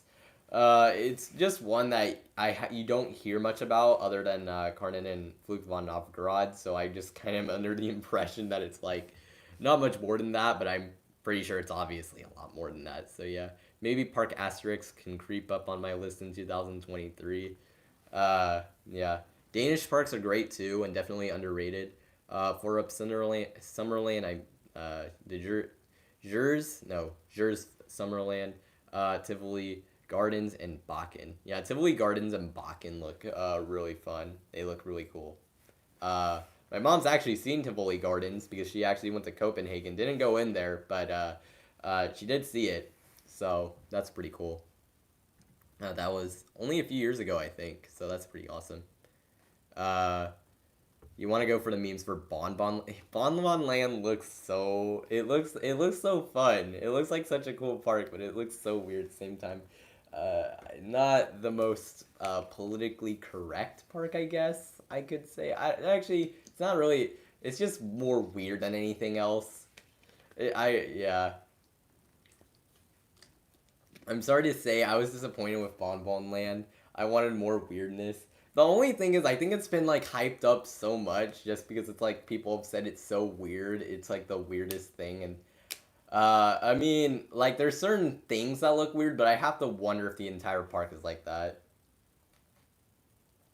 Meet up at Bonbon Land. Yeah. I mean, I'm sure it's still really weird, but like, I don't know. Still definitely a park I really want to go to. Wiener Prater just for the name. Uh, it the park. I mean, it has a bunch of coasters. They just don't have the highest quality, at least from what I've seen. But yeah. All right. So for my next question, just another general channel question, actually live stream question. What would you like me to add to live streams in the future? Um, like just new segments, new games, something. What would you like me to add in the future? Like I said, I want to try to use Streamlabs and or something of that sort, so I can like do different things with the live streams. But what would you like me to add to live streams in the future? If you have any suggestion, a song and dance segment. I no, I don't think that's happening. Would it make this thing more unique? Sure, but I don't know that's necessarily what I want. Um, Ant P water slide. Is that a thing? They have an Ant P water slide. I know they have a candy that's themed to that. Um, is Bonbon Land haunted? No. Bonbon Land's just weird. It's weird. Like you just like you Google it, you'll understand very quickly. They just have a lot of weird stuff. Um, it's I guess it's more of a children's park in Denmark, but it's they also have the first Gerstlauer Eurofighter, which is pretty awesome. But yeah, Kahoot, definitely one I've heard. I actually am gonna take notes on these ones. So Kahoot, um, yes. All right. So yeah. Alrighty. So Kahoot. Let's see what else. We need to get a park to take out theme suggestions from last week. Some sort of gamer quiz like Kahoot, Pictionary. Okay, I'll just like kind of lump those all together. I actually like want to have these on here for the future. Let's see. Guess the coaster slash park. Some of these like I know they're kind of based off of like stuff other channels have done, but I haven't seen how they're done. So, like the RCD random coaster game, I haven't even like I've heard about it, but I've never actually seen it happen. So it's like something I need to look into. I need to go back. I think GP2 Enthusiast did that in his streams. Yeah. Um, yeah. All right. I think I put all those. I'll chaos. I'll get to that. It is actually a question I have. I'll get to that in a second. Yeah. Um, I've heard it's easy. Like I said, it's just it's this is one of those things I want to implement like a bunch of different changes into the stream. Well, maybe not a bunch of different that doesn't sound the best stuff, but I just kind of want to change up the streams a little bit in the future, which is part of the reason I'm going to like break. I actually want to have like multiple things implemented rather than just this one week and then like continuously adding.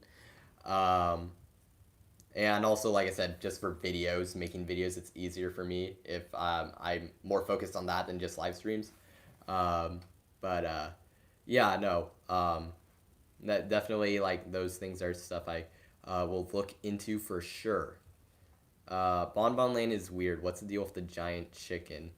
If the giant chicken is the thing you think is weird, you have no idea. I mean, yes. But yes. It's just a weird park. It's a children's park, but it has those. Yes, it has the cows. It also has dog fart coaster. So really epic, really amazing park. All right, so for the next question, I gotta go through this quick. Okay. Um, what is your favorite wooden coaster you have ever ridden? I'll say that again. What if you create? I'm sorry. No. What am I saying? What is your favorite wooden coaster? I think I was like looking at something else. Yeah. What is your favorite wooden coaster? Oh, so much talk about Bonbon Land.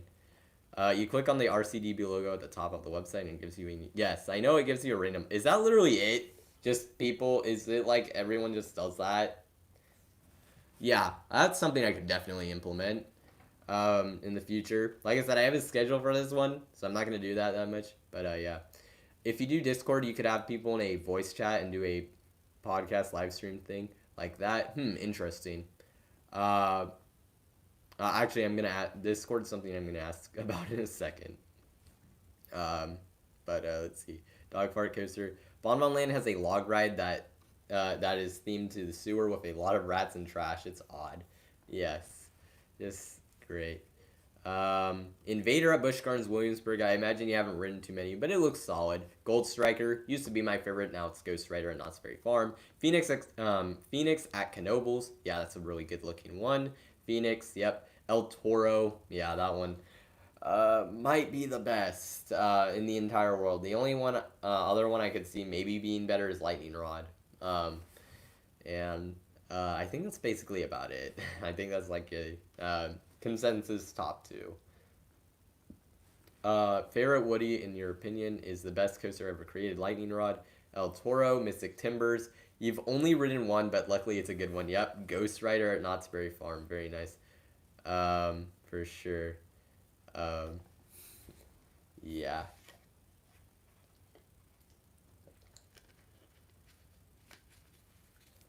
Metal Stick is my favorite.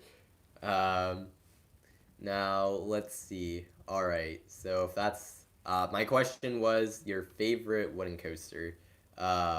If Voyage also, yeah, for sure. So get that in if you haven't already. Your favorite wooden coaster is obviously Renegade at Valley Fair. Yeah, you're from Minnesota, so it makes sense. Favorite Woodies are Lightning Rod, Voyage, Ravine Flyer 2, Mystic Timbers, and Raven. Very nice list there. Ravine Flyer 2 is another one that kind of flies under the radar. T Express, I would say so as well, but no one's ridden it. In terms of those like really elite wooden coasters. Um, in the Chinese wooden coasters, like Wood Coaster, Jungle Dragon, Python and Bamboo Forest, Darling Dragon. I mean, I don't know that they're like up there with El Toro or Lightning Rod, but they look really good as well. But not a whole lot of people have ridden those, so yeah. American Eagle, Viper, and American Thunder. American Thunder and Viper look really good. American Eagle, I don't know about that one. Renegade and Ravine Flyer 2, for me, are right below the ones I named. Incredible rides. Yeah, Renegade's also one that's like really looks really good. Looks better in my opinion than I think I'd enjoy more than Gold Striker. Um, I might honestly enjoy Texas Stingray more than Gold Striker. I don't know about that one. That might be a bit of a stretch, but I don't know. I think I need to re-ride Gold Striker. I didn't get the best rides last time, and it dropped in my ranking significantly. But yeah.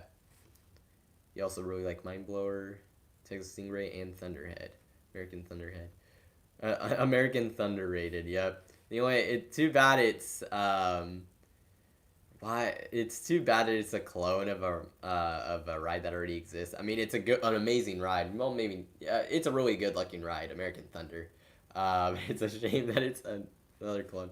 I mean, in the end, it really doesn't matter, but it's kind of like it's kind of an oof.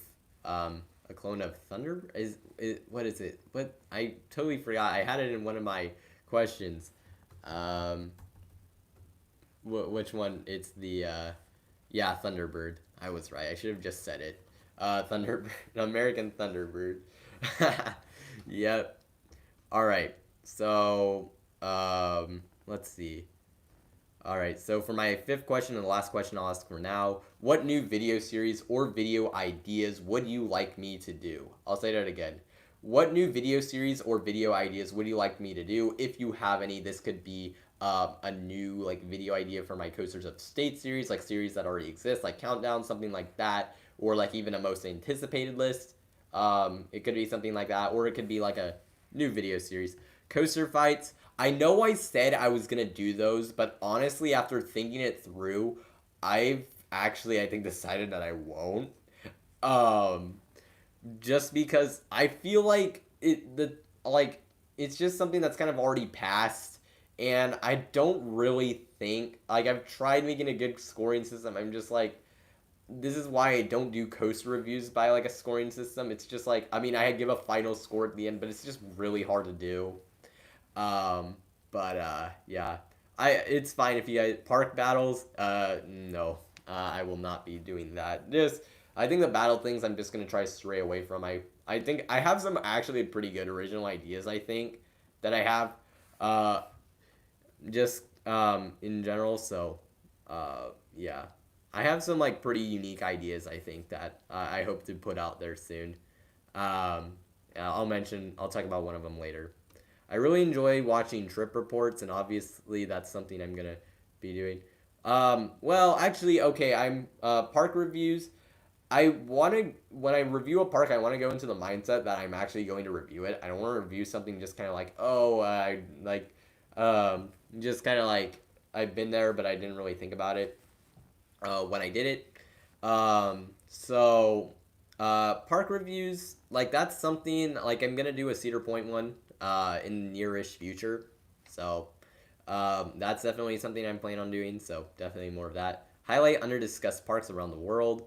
That's actually a good idea. I trying to like I said, I'm gonna keep this. Let's see. Highlight underrated parks around the world. That's a good idea. I also have your history of manufacturers idea on here as well, because I thought that was a good idea as well. That you mentioned a few weeks back. Highlight under discussed parks around the world. I'm not the fastest typer, if you couldn't tell. Like I'm really slow, but it's all right. Let's see. More coaster reviews are always good. Yeah, I like I, that's another thing where it's like I want to go into them knowing I'm gonna do a review, and I would have probably done a bunch more if I were able to go to parks this year, or at least sometime like really soon. But until that happens, probably won't see one for another good while. So that's unfortunate. I think I'll make Magic Mountain Coaster reviews when I get to ride them. Next time I do, and hopefully a Magic Mountain ranking because right now, like I need to rewrite some of the coasters badly. Like Apocalypse, I need to rewrite that. I still haven't ridden West Coast Racers. Like there's coasters I definitely need to rewrite, for sure.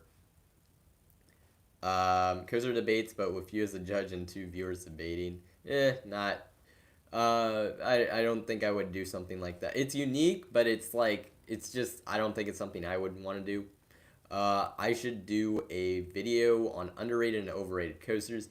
I think enough people have done like that sort of idea that it's just kind of like I don't think there's too much I could maybe one oh but maybe one in like my opinion. I you know what? Yeah, I can do that. Like if it's like just like once in my opinion, sure, I can do that for sure. Um, like that's an idea. Keep in mind that I may not do these for like a long time because I have like I said, I have already like some plans in place. But it's always good to like hear about different ideas. Going to a park and seeing how many times you could ride the same coaster. No, because I don't live close by. I actually have an in-park series that I think would be sick, and whoever does it, I'm not gonna talk about it because whoever gets this idea, I think is gonna like do really well. But I have like an idea that would be, it's like just amazing. But I'm not gonna share it because the moment I do, it's like whoever does it is gonna uh, yeah, probably blow up. Like as in like with views and stuff. Yeah, nope, not talking about that. I probably shouldn't have even mentioned it, but nope. Uh, yeah. Matthew, that sounds fun if you can ride a coaster 15 plus times. Most anticipated coasters of each country. Like, there's some most anticipated, like, coasters and park videos I kind of have in the, like, I want to do. So that's definitely something, for sure. Um, let's see. Washing machine destruction videos, definitely not. Um, I'll put the coaster debates down. Uh,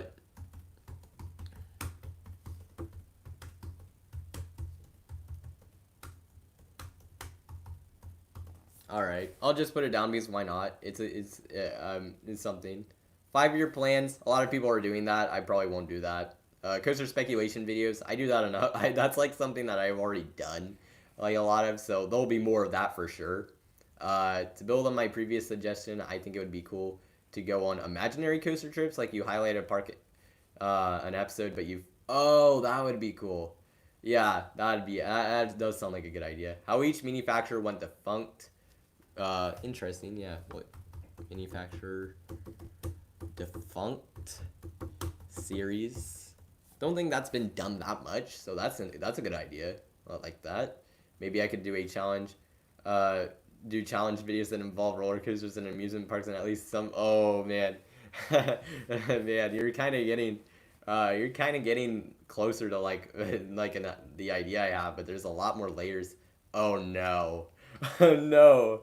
No, no, no, no, no! Don't. The coaster craziness. Don't. Nope, nope. Don't mention that. Don't talk about that.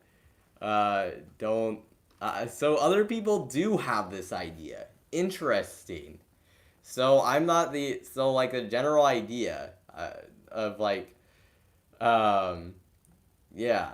The general idea is people do have it, but no one's actually done it. Probably because you have to have like a home park that's really close by. But yeah, a coaster or an amusement park challenge is like the one. Like if you do it well and you have like a group of people, it would work. Like it could. You have to have like a decent cameras and it's like it's a lot. It seems like it would be a lot of work, but uh, if you were like if you had a decent following already and you did that, you would like that sort of in park challenge with like a spin the wheel, like your channel would go off. I think. Um, but yeah. But you would have to have a group of people, and yeah. I'm amazed. Like, yeah, okay, so people have done it. Okay, so it's not anything that I'm just kind of like, why has no one done this yet? Or hard. Okay, so yeah. All right, so um, I'm okay. So all right, so okay, I think I actually got behind on the schedule. Yeah, okay, I did. So I'm gonna try to, yeah, to be fair, I don't think anyone's gonna act upon this that much to where, like, it's not, the problem is, I don't know that I could do it just because I'm not close enough to, like, a park where I could do it, like, as often as I would like. And also I don't have, like a meetup gang that I would have on a consistent basis, I guess, either.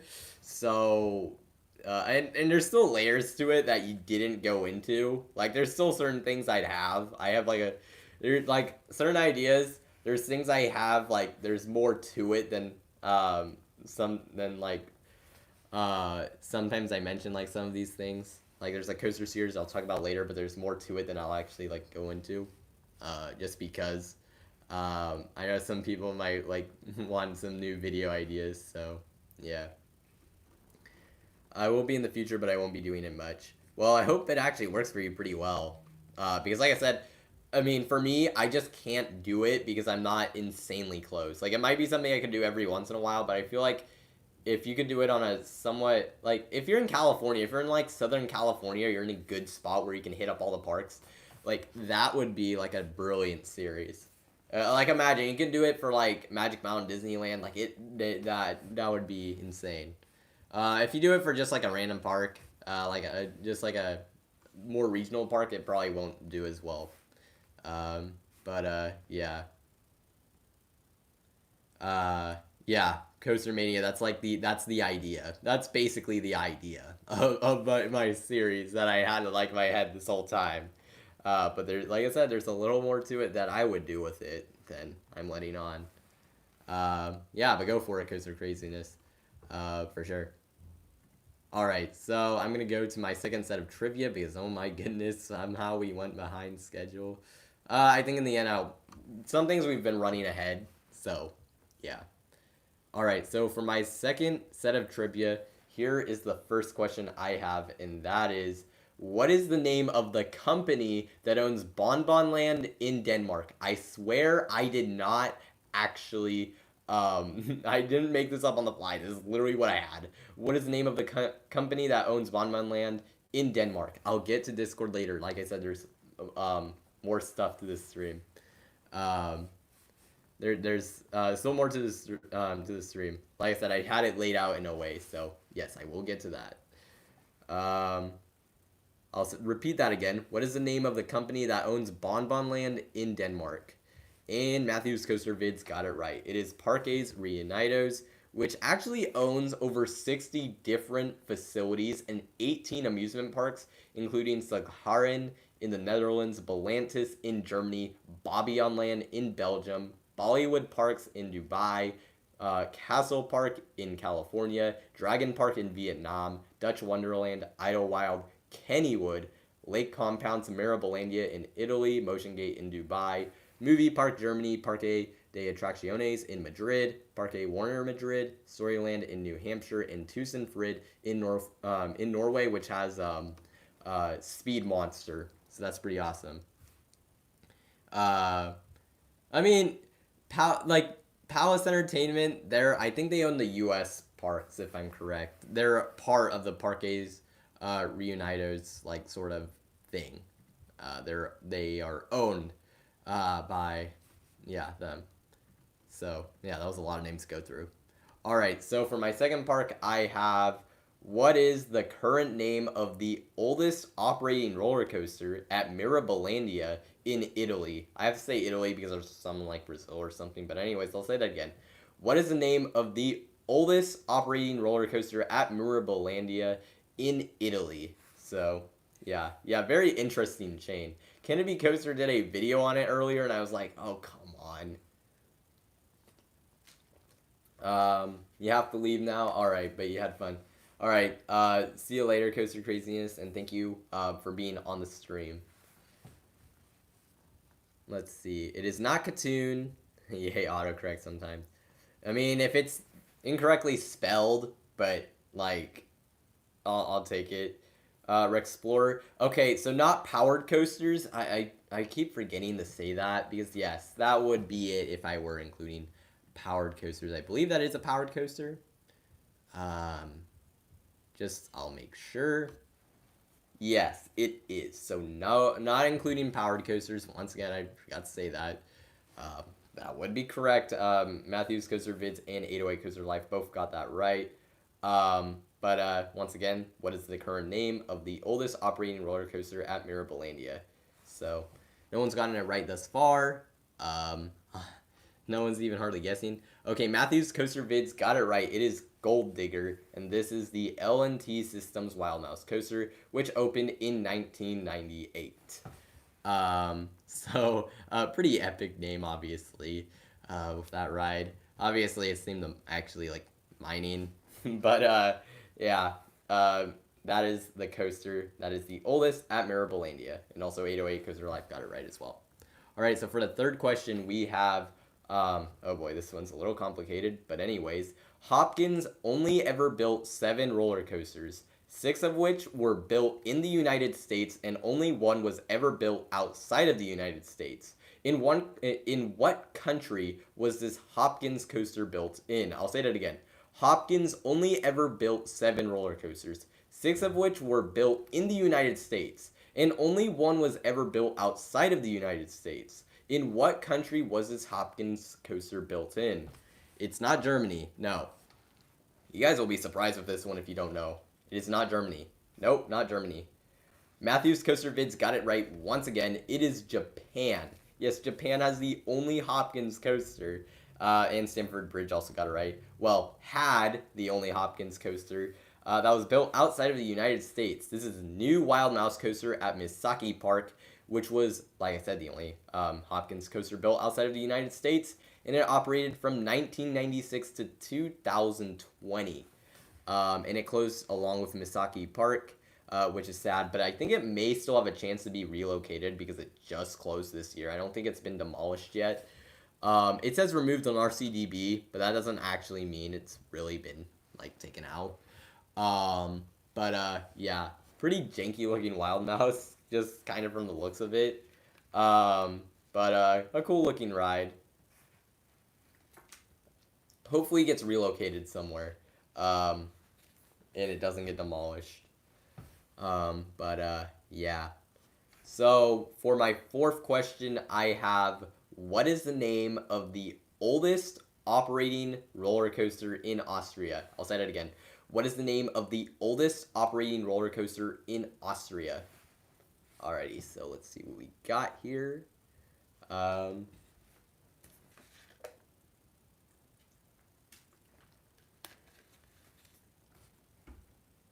Yeah, oh boy, actually, oof. I think that's one, like, some of them I don't, like, think about how hard they'll be, and then right as I ask them, I'm like, oh god. um, yeah. This one's tough. Yeah. Oh, well, Coaster Key got it right. It is Otto Bergbahn. And this is a coaster that opened in 1948 at Wiener Prater and is a very unusual kiddie wooden coaster that has miniature cars that only seat one child. So I don't think there's like only one POV that I've ever seen of this thing. Footage is very hard to come by, it seems like, with this ride. And actually, here's a link to it if you have never seen it. Just pictures of it here. Really weird looking ride for sure. But it's also pretty cool looking. Some people might honestly debate if this is really a roller coaster or not. I see it as one. Very strange ride for sure. Very weird. Alright, so for my fifth question, I have, how many roller coasters currently operate in New Zealand? I'll say that again. How many roller coasters currently operate in New Zealand? This one, I think someone's gonna get this pretty quickly, even if you're just guessing. 3, no, not quite, not 3, it's not 3, it's not 5, no one's gotten it yet, it's not 0, it's not 2, let me just make sure I have this right. Yes, I do have it right.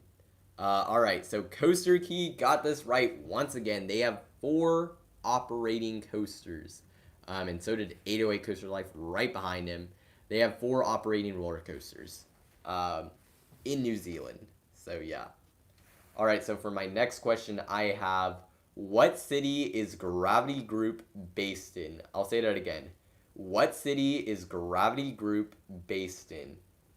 Let's see how we're doing on the schedule. It could be worse. Alrighty. Alrighty, so let's see. Not Boise. It's not Boise. Coaster Lover 2001 got it right. Cincinnati, Ohio, followed by Coaster Key, Dagan Barnes, and 808 Coaster Life. So yes, it is based in Cincinnati, Ohio, which makes it weird that obviously that Kings Island went with GCI for Mystic Timbers. I mean, it makes sense, but like they had Gravity Group right there, so kind of sad, but I mean, not really, because we got a great ride with that. So pretty awesome actually that they were able to get Mystic Timbers. But yes, Gravity Group is based in Cincinnati, Ohio. All right, so for my 7th question, I have, what is the name of the oldest operating steel roller coaster in Australia? I'll say that again. What is the name of the oldest operating steel roller coaster in Australia? And I'll take either name, the new one or the old one. Steel roller coaster. So no, it is not Wild Mouse, believe it or not. I don't even think that's the actual oldest. No, it's not. It's not Wild Mouse. It's not Superman. Man, this is another one that's hard. Man.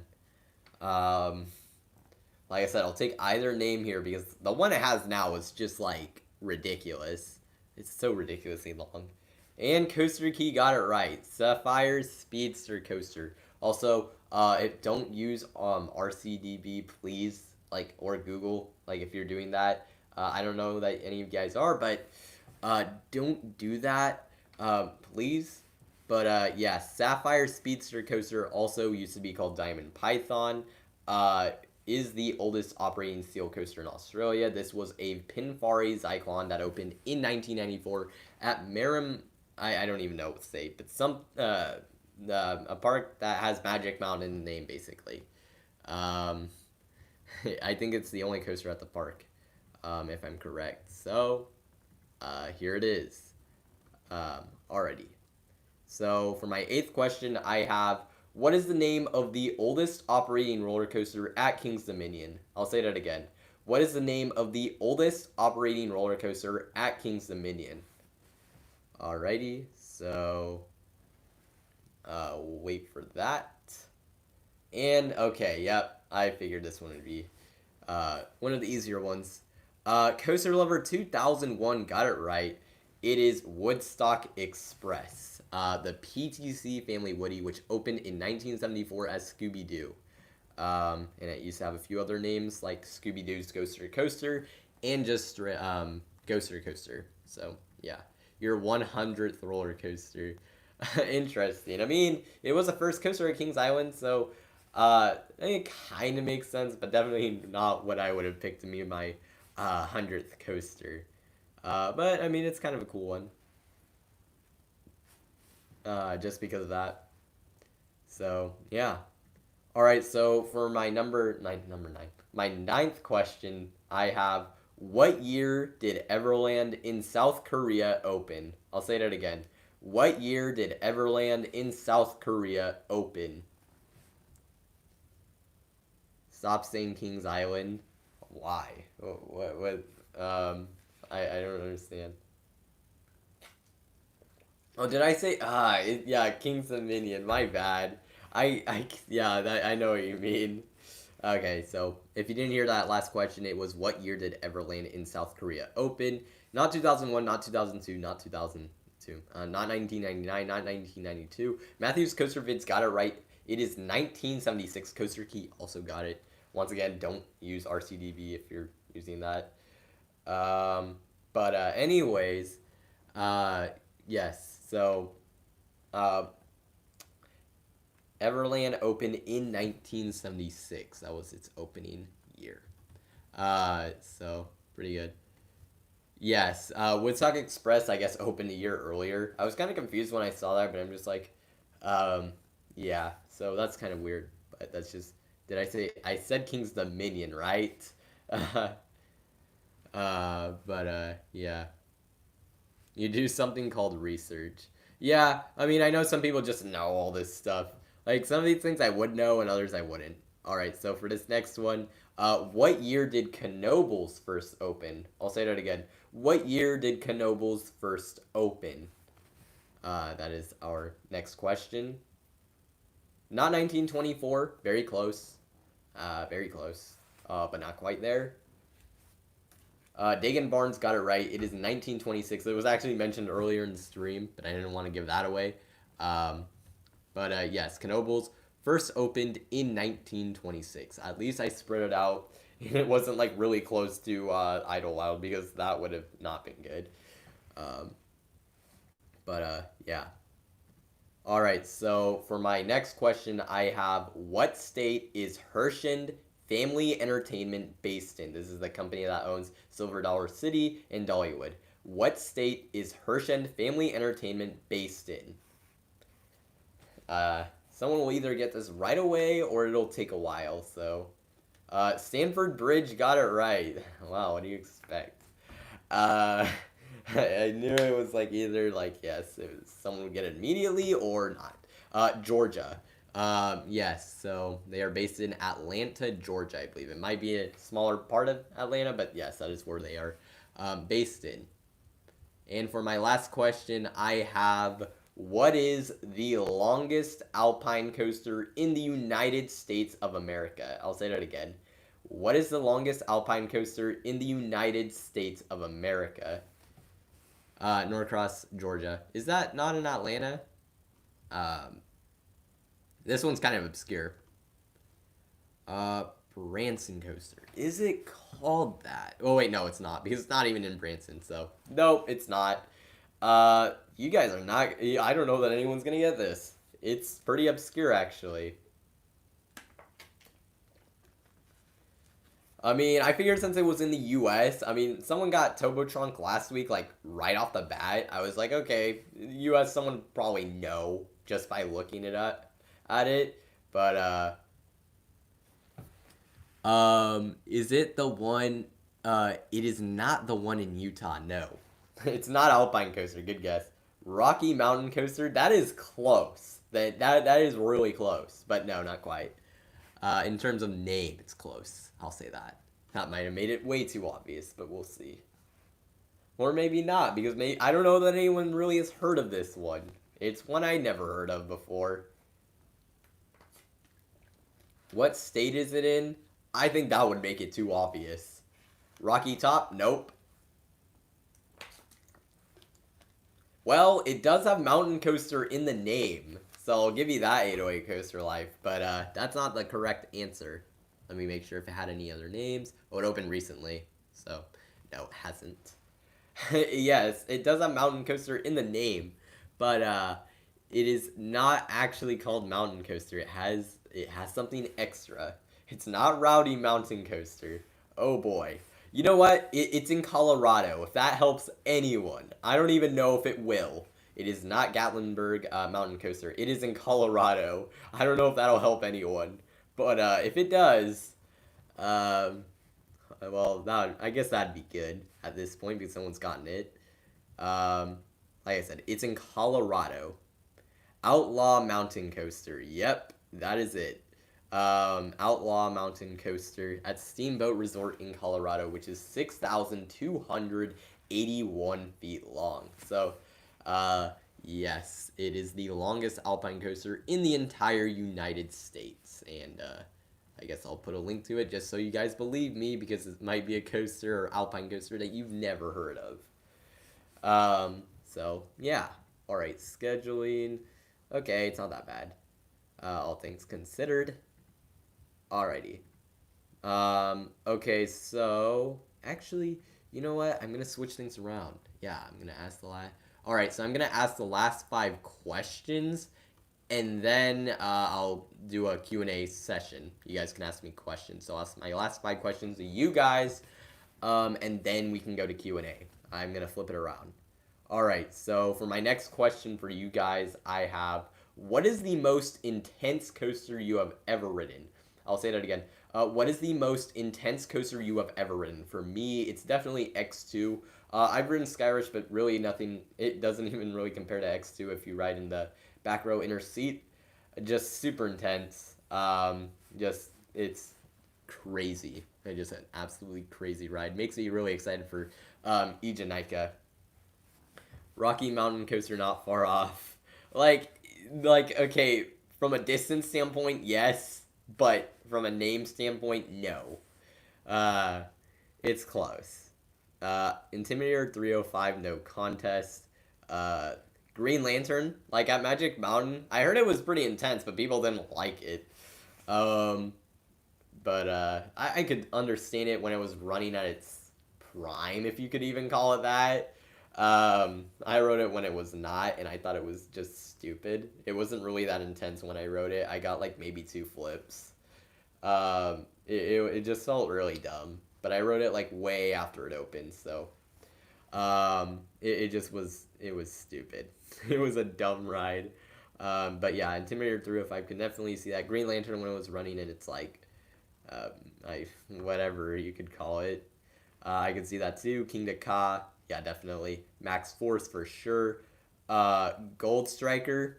Yeah, that one's pretty intense. Underratedly intense, I would say. For sure. Skyrush. Yeah, definitely another one. Correct. Green Lantern in the opening year was intense. Was intense as in in an overwhelming and unpleasant way. Yeah. The question was, what is the most intense coaster you have ever ridden? So, Coaster Mini, if you were wondering, that was a question. Max Force is better than Top Thrill Dragster. I haven't ridden Max Force, so I can't say. You have ridden both. I mean, Max Force was sick, so I can definitely understand that one. Maverick over Dragster, really? Like, I would say Dragster is the most intense in the park. Um, and well, I would say the three most intense in the park are in no particular order, Dragster, Maverick, and Raptor, like easily. The other ones, the other coasters, like Rougarou's decently intense, and then everything else is just kind of like uh, whatever, I guess. They're not insanely intense. Although Steel Vengeance at night is, I would say it's actually like not in terms of G forces, but it gives a crazy out of control ride. So, yeah. You think that Maverick is the best in the park, better than Steel Vengeance? That's respectable. It gives such a different ride experience that I can definitely respect that. Voyage in the pitch dark is unbelievable. Oh, Voyage at night is your most intense experience. Yeah. Voyage at night, that seems sick. Great Chase. Yes, that's the most, yes, definitely the most intense coaster in the entire world for sure. Without a doubt. Ghost Rider at night, that one's also pretty understandable. Uh, I would like, I, I assume Steel Vengeance more if RMC knew how to do positives. Yeah, that makes sense. They obviously their coasters aren't like yeah insanely intense. I mean, Railblazer is pretty intense though. I'll say that. Um, but not probably not in exactly what you're looking for. Uh, compared to other things, yeah. I can understand that. All right. So now it seems like everyone's gotten their things out. This is what I was referring to earlier.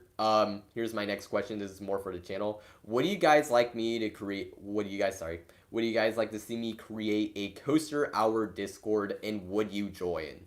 This is something also that some people have mentioned, so I just wanted to kind of bring this out there. Um, yeah. Okay, Chaos says yes. I would put this out in a community post if I were to actually make one. I might need help doing it because I'm not like I don't I'm not the best with Discord and everything. Yeah, I mean I know some people are like gonna be saying yes and no. I think it's something I'll probably inevitably do at some point. But yeah. Yes and yeah. Coaster Mania already. You can help. You don't do Discord. Like there's some people who don't. I would, but you don't have Discord. I think some people are gonna find it really helpful. Yeah, Coaster Mania, you have your own server.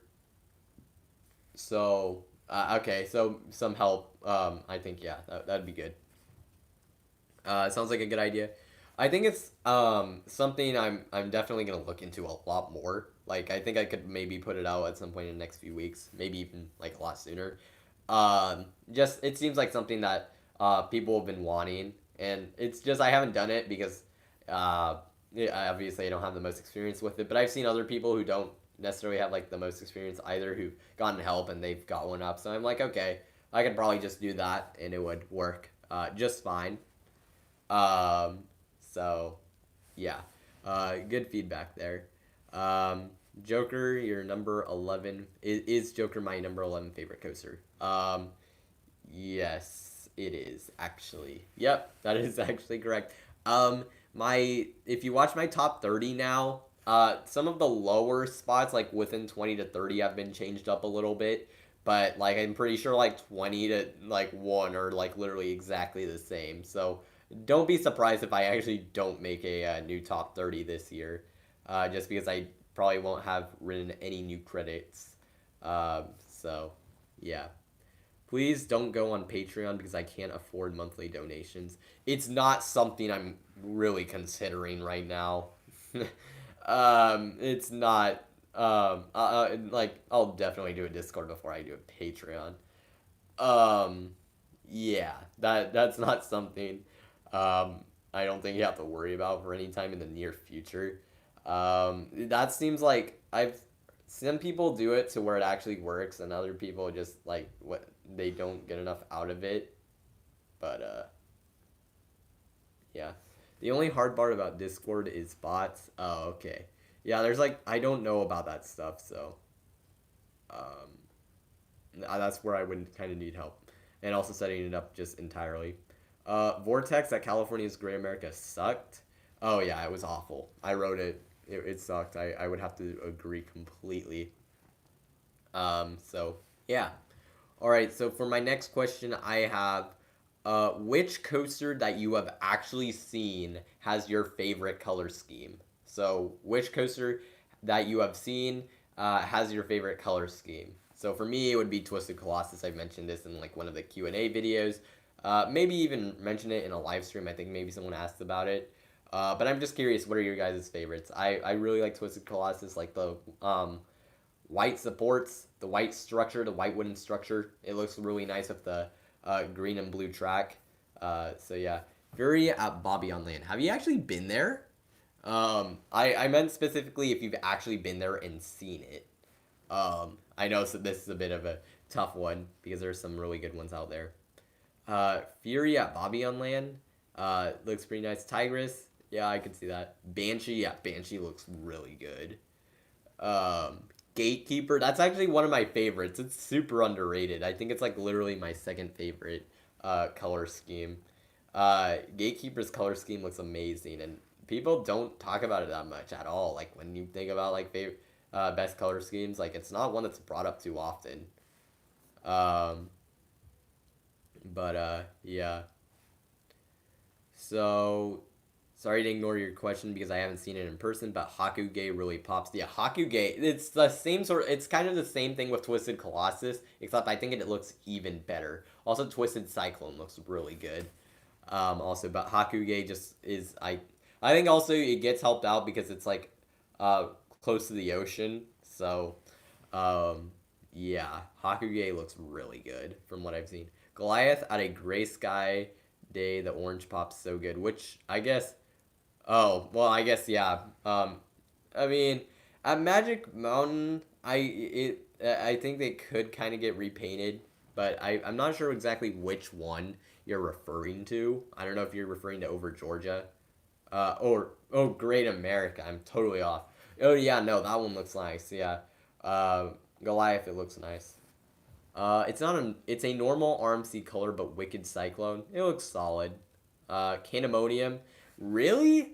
I kind of roasted the maybe not roasted, but in my Candemonium analysis, I kind of like uh I really wish that they went with that Twizzler like kind of idea, like the red support. I don't know. I mean, yes, the silver I guess was more to be a rapper, but yeah. Um, you've been on Fury. It's fun, but you don't remember the colors. Okay, like Fury at Bobby on Land. Favorite you've seen is Manta. I imagine that Orlando. That one's pretty nice. Actually, either of them's nice. Millennium Force. Yeah, that's a pretty good one. That's a pretty good one. Um, Goliath. Yeah, Goliath at Great America. I already read that? I think I did. Hunter says Gatekeeper is not intense at all. It's not the most intense ride. That's not really a problem for me. Although then why does he care about Valraven? Valraven's literally like I just I don't know. His opinions a little wild. Like it's cool that he has like really unique opinions, but like Valraven, I just it's not anything. You'll see where it's at in my re-ranking of the Cedar Point coasters. That's actually the next video I plan on releasing. Not it's not very high. Spoiler alert, but yeah, you're gonna say X. The original X, the colors from the pictures it doesn't look that good. Like, but I could kind of see where like the appeal of it. So yeah, Boomerang at Knott's Berry Farm was trash. Yes, it was. I agree with that. I wrote that also. It was garbage. Um, and now it's on a roof somewhere in Indonesia. So that's pretty epic. Dynamite at Plan looks pretty good. Pretty cool. Yeah. I don't like saying the same few coasters multiple times, but Accelerator looks good. The faded pink, I don't know if I'd like it more if it were like repainted. I think it looked kind of cool like before, but the faded pink looks all right. I'd be legitimately curious if they repainted it. Also, did Fahrenheit get repainted? I saw a picture of it from a distance, and I thought it looked like it got repainted. I actually like the color scheme of it when it was like kind of faded, but I think it might have gotten repainted. If who said they had been Candemonium? Uh, Jerry B. Weaver, have you seen Fahrenheit? Did they actually repaint it? I thought it looked like they did. Anyone who's been to Hershey like this year, like if they repainted it, like tell me. Because I thought I saw that it did. Maybe I'm wrong. Yeah. Valraven is my least favorite ride at Cedar Point. The restraints suck. They dug into me. I had the same experience. I didn't have that problem on Gatekeeper, but for some reason, Valraven, it was a problem. I wouldn't go as far to say it's my least favorite ride. That's actually a wild take. But I can kind of understand that, to be completely honest. Definitely it's not one of my favorite rides at the park. We'll just put it that way. The Giant Dipper in Belmont used to be nicknamed the Pepto-Bismol coaster for its pink colors. Oh, that's interesting. Yes, it did. It's a darker orange. They did repaint it. Wow. Yeah, I liked it when it was like the color it was when I went. So, I mean, I guess it's nice they repainted it, but uh, kind of interesting. Diamondback needs a repaint. There's quite a few coasters out there that need a repaint, in all honesty. But yeah. Alrighty, so let's see what else we got here for questions. Okay, this is the last channel question I have. Are there just... I know I've asked about different things about coasters. My channel, I mean, and different things. But just, are there any other suggestions or things you would want from me or this channel? It can have to do with videos, social media, live streams, collabs, pretty much anything. Is there any like other suggestions or things you would want to see that haven't really been really answers to like any of the last questions I've asked? If you have anything, just let me know. If not, then I guess we'll quickly move on to the next and the final question before the Q&A. Post a bit more. That's kind of why I'm stopping the live streams. I think it'll help me do that. Yes. I know that's something that definitely is something. Instagram live streams so that I can do it with other people. That is something I wanted to do.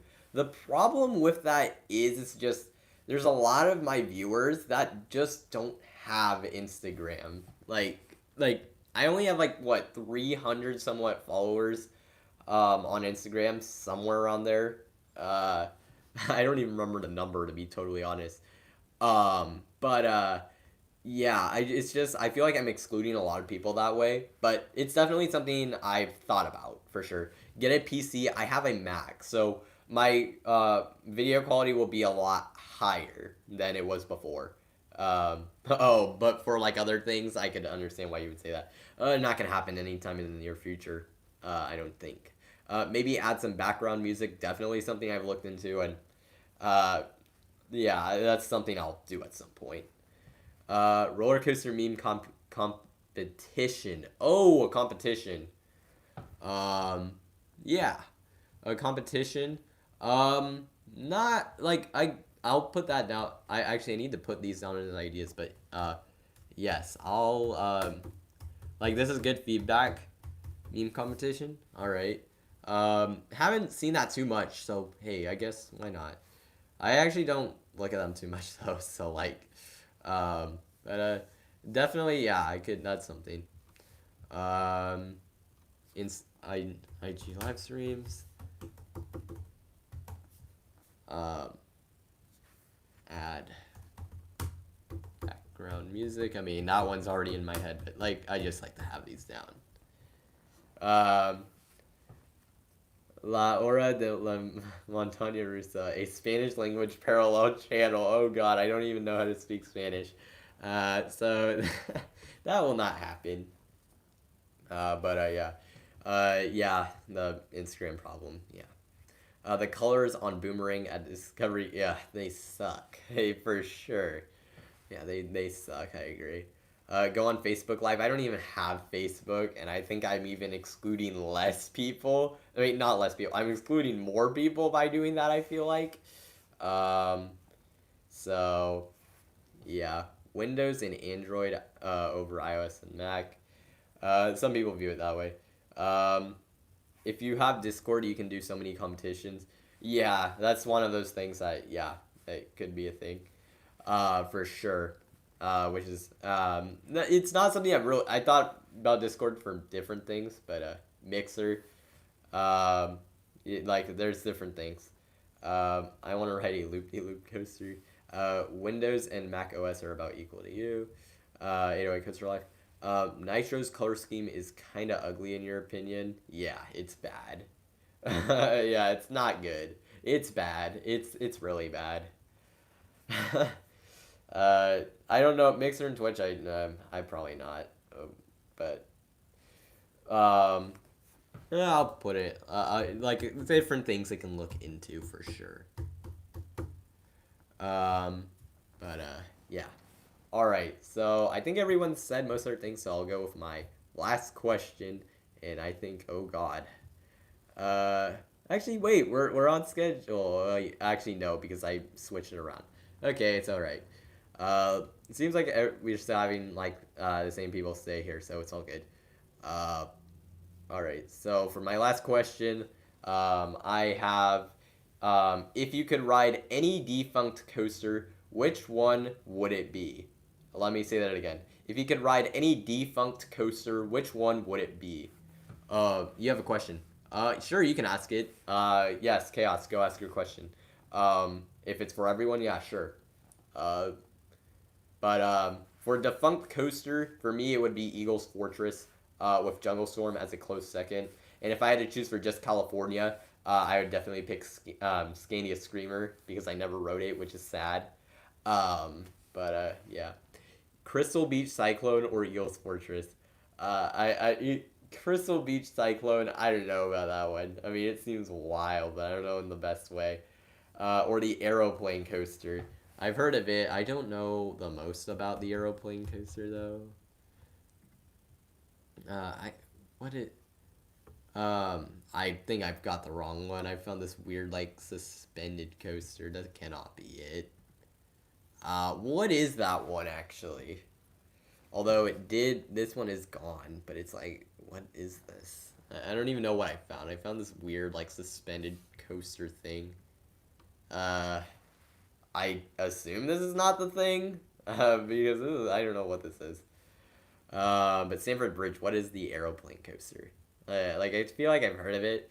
Oh, airplane coaster at Rye Playland. Okay, I'll look that up real quick. Or Rye Playland. Why is it not coming up? Okay.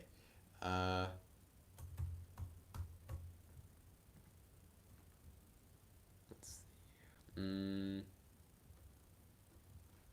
Here we go.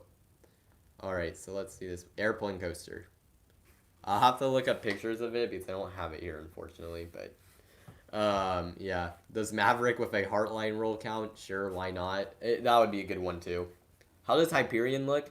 Uh, it looks. I'd say it looks pretty good, but it's I don't know. It's like I think top 50-40 looking, just from what I can see. But it's not like something that's like as good as like some people thought it was going to be when it was like under construction. Um, my question is: Turn of the Century open at Great America in Illinois and California now, known as the Demon, open with how many inversions? Ooh, yeah, I think they add so they added them, right? I think they opened it had two, but I'm not certain. I'm not certain on that. But it was, I guess you're asking a trivia question. Um, I think it was two. But I might be wrong on that. Let's see what we got here. Mean Streak, definitely not on my list. Hypersonic XLC, yeah, it's up there. Volcano, that's also up there. Big Bad Wolf, yep, and yeah, Eagles Fortress. And Maverick with the hardline roll, yeah. Although you might pass out on that thing. Yes, it had 2 airtime hills. They turned them into loops. Interesting. Yeah, I thought I heard about that, and I think I just let's see. I like after I said it, I confirmed it. Yeah, on RCDB it says there was 2. Yeah. Just the corkscrews. Okay. Uh, I wonder if I would like it more of the airtime hills because actually the airtime hill I haven't seen what they actually look like, but the airtime hill on corkscrew is pretty strong, but then it hurts really bad when you like laying back in your seat. Alrighty, so let's see. So I've gone with that. So Q&A session. I guess I'll go for about 10 minutes. Yeah.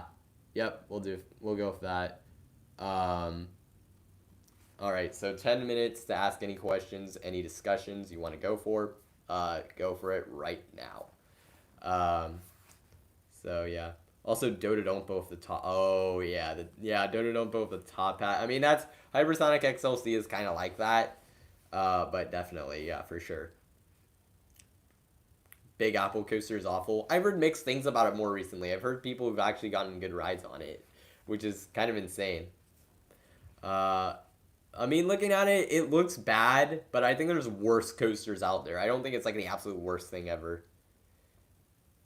Uh, I'm gonna take a trip back in time, go to King's Dominion to ride Hypersonic XLC and Volcano, and go to Busch Gardens, Williamsburg after and ride Big Bad Wolf.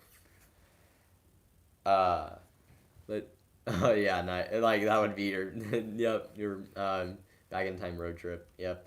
If I could, what manufacturer would I bring back? I would have to bring back Arrow. Just because I think they had a good thing going, and like if they were gonna go on the path, like if we were gonna like, if they were gonna go on like the path that they were gonna go towards, I think they might have some pretty interesting stuff. But I would bring back Arrow for sure. Even though like that might be kind of weird because SNS, but yeah, I would have to bring back like Arrow. If you bring back Arrow, we don't have RMC. Well, but this is like if I did it now, like just random. I just think of it like now, not what it would do with history, because then like CCI, if I did that, like Gravity Group wouldn't exist. Schwarzkopf, I guess that's the one where it's not too much of a consequence. I don't think if they come back, but like I don't see what they would do. I really like the Demon. It could be because it's at my home park, at Six Flags Great America, but I find it fun that airtime off the first drop in the back row is lit. At Great America, I don't remember the first drop being that good. I think I didn't sit. I sat toward the front, so probably toward the back it's better. But it was not that good in the front. But I bet in the back's pretty good. That would make sense. If I could steal any East Coast coaster and take it to the West, what would it be? Oh boy. Okay, so I would probably take. Actually I'm gonna steal El Toro. Me and Airtime Thrills, we're gonna steal El Toro. We're gonna bring it to the West. Yep, that's the one we're gonna take. El Toro is coming to the West. We even have the Toro Construction Company or whatever the heck at Magic Mountain already. So that's what's happening. We're gonna steal El Toro. Definitely, that's what's gonna happen. Alrighty, is Orion a hyper? The only correct answer is yes. I mean, after a winter or two, sure, why not? After like a winter or two, it'll be undoubtedly a hyper, I guess. Um, so why not consider it? Um, it's the worst coaster I've ridden. Which one? Oh, Big Apple coaster. Yeah. I would steal X2 and put it in Cedar Point. Oh no, that's not good. Like that, if X2 like died, Magic Mountain's coaster collection would like, I just it would be unimaginable. Like just I can't imagine it. without X2. Like, that would be so sad. And contrary to popular belief, I don't know if there's been this thing going around. I feel like some people think that X2 is like unpopular at the park for some reason. It's one of the most popular rides at the park, and it's one of the most talked about coasters at my school. Like when people talk about Magic Mountain, I think X2 is like the coaster that's most likely to come up. So I think some people have like said that it's unpopular and it would get removed. No, that is not gonna happen. That would not be why it would get removed. It still is one of the most popular rides at the park. I can tell you that. Um, the fastest elevator. I don't remember. I don't keep track of elevators. Um, that would be lit. But what would it do for them for Magic Mountain? Um, I mean, we already have Apocalypse, but it would be a really good wooden coaster. Um, so I don't real I mean, it would be a good fit for the collection, and also it'd be like an app like a true airtime machine. Yes, we have Twisted Colossus, but this would be on it on basically be it on a, like a completely different level. So yeah, at least you didn't take Nitro. No, that Nitro can stay. That is perfectly fine with me. I mean, maybe Nitro is better than what I'm expecting, and I know you have it as your number one coaster, and some people really like it. In my opinion, I don't know. It's just not really the greatest looking coaster ever, or even close. Iron Rattler best element is the hop into the brakes. It's not banked, so you get crazy ejector with outer bank. It's better than the cliff dive. Interesting. Not something I've heard too often, but that sounds really good actually. When you talk about it like that. If Magic Mountain somehow got El Toro, do you think it would that would make it the greatest park in the U.S. for coaster lineup? Oh yeah. If they got El Toro, it would be better than Cedar Point. And especially like if you lump in that Jersey Devil clone that they'll get eventually. Yeah, it would undoubtedly be the best. Like there would be no debate. In terms of coaster collection, park wise, no. I'd still have a million problems with Magic Mountain, but coaster collection, yeah. It is Magic Mountain is not actually one of the best parks in the entire world. As an actual park, I do not believe that one bit. But definitely has like one of the best coaster collections in the world, without a doubt. People always talk about Goliath, but not Raging Bull. I mean, Raging Bull, it has an incredible first drop, and there's some moments to it that look pretty good, but it's just kind of a coaster that kind of gets forgotten sometimes. So yeah, the one coaster with freakishly short lines even on busy days is Intimidator 305. I'll never get used to the fact that there's a coaster that really does scare away the GP.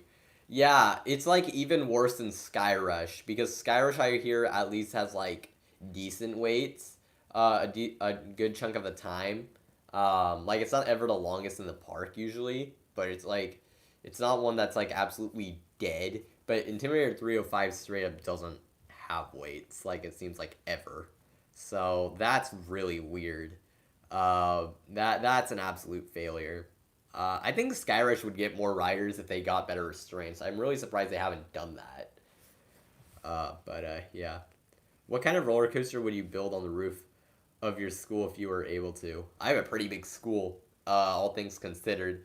We have actually the longest hallway, I believe, in the entire state of California. So we could like an out and back might be something. Um, an out and back layout. What would I build? Like, I want something that's re-rideable because if it's at my school, the only thing is I'd only be able to ride it theoretically if it just popped up one day for like a year. If we even physically go back on campus, which I'm not sure is exactly happening. What would I want? Man, it's like tough. What would I do? Like I don't know what I would want. Probably something that's like like can I say a coaster model? Uh, I mean, man, that's tough. That's like it's such an odd question, but actually such a good one. Man, I don't know.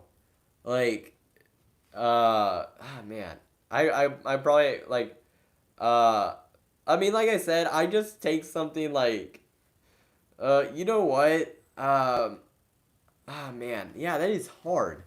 I don't know.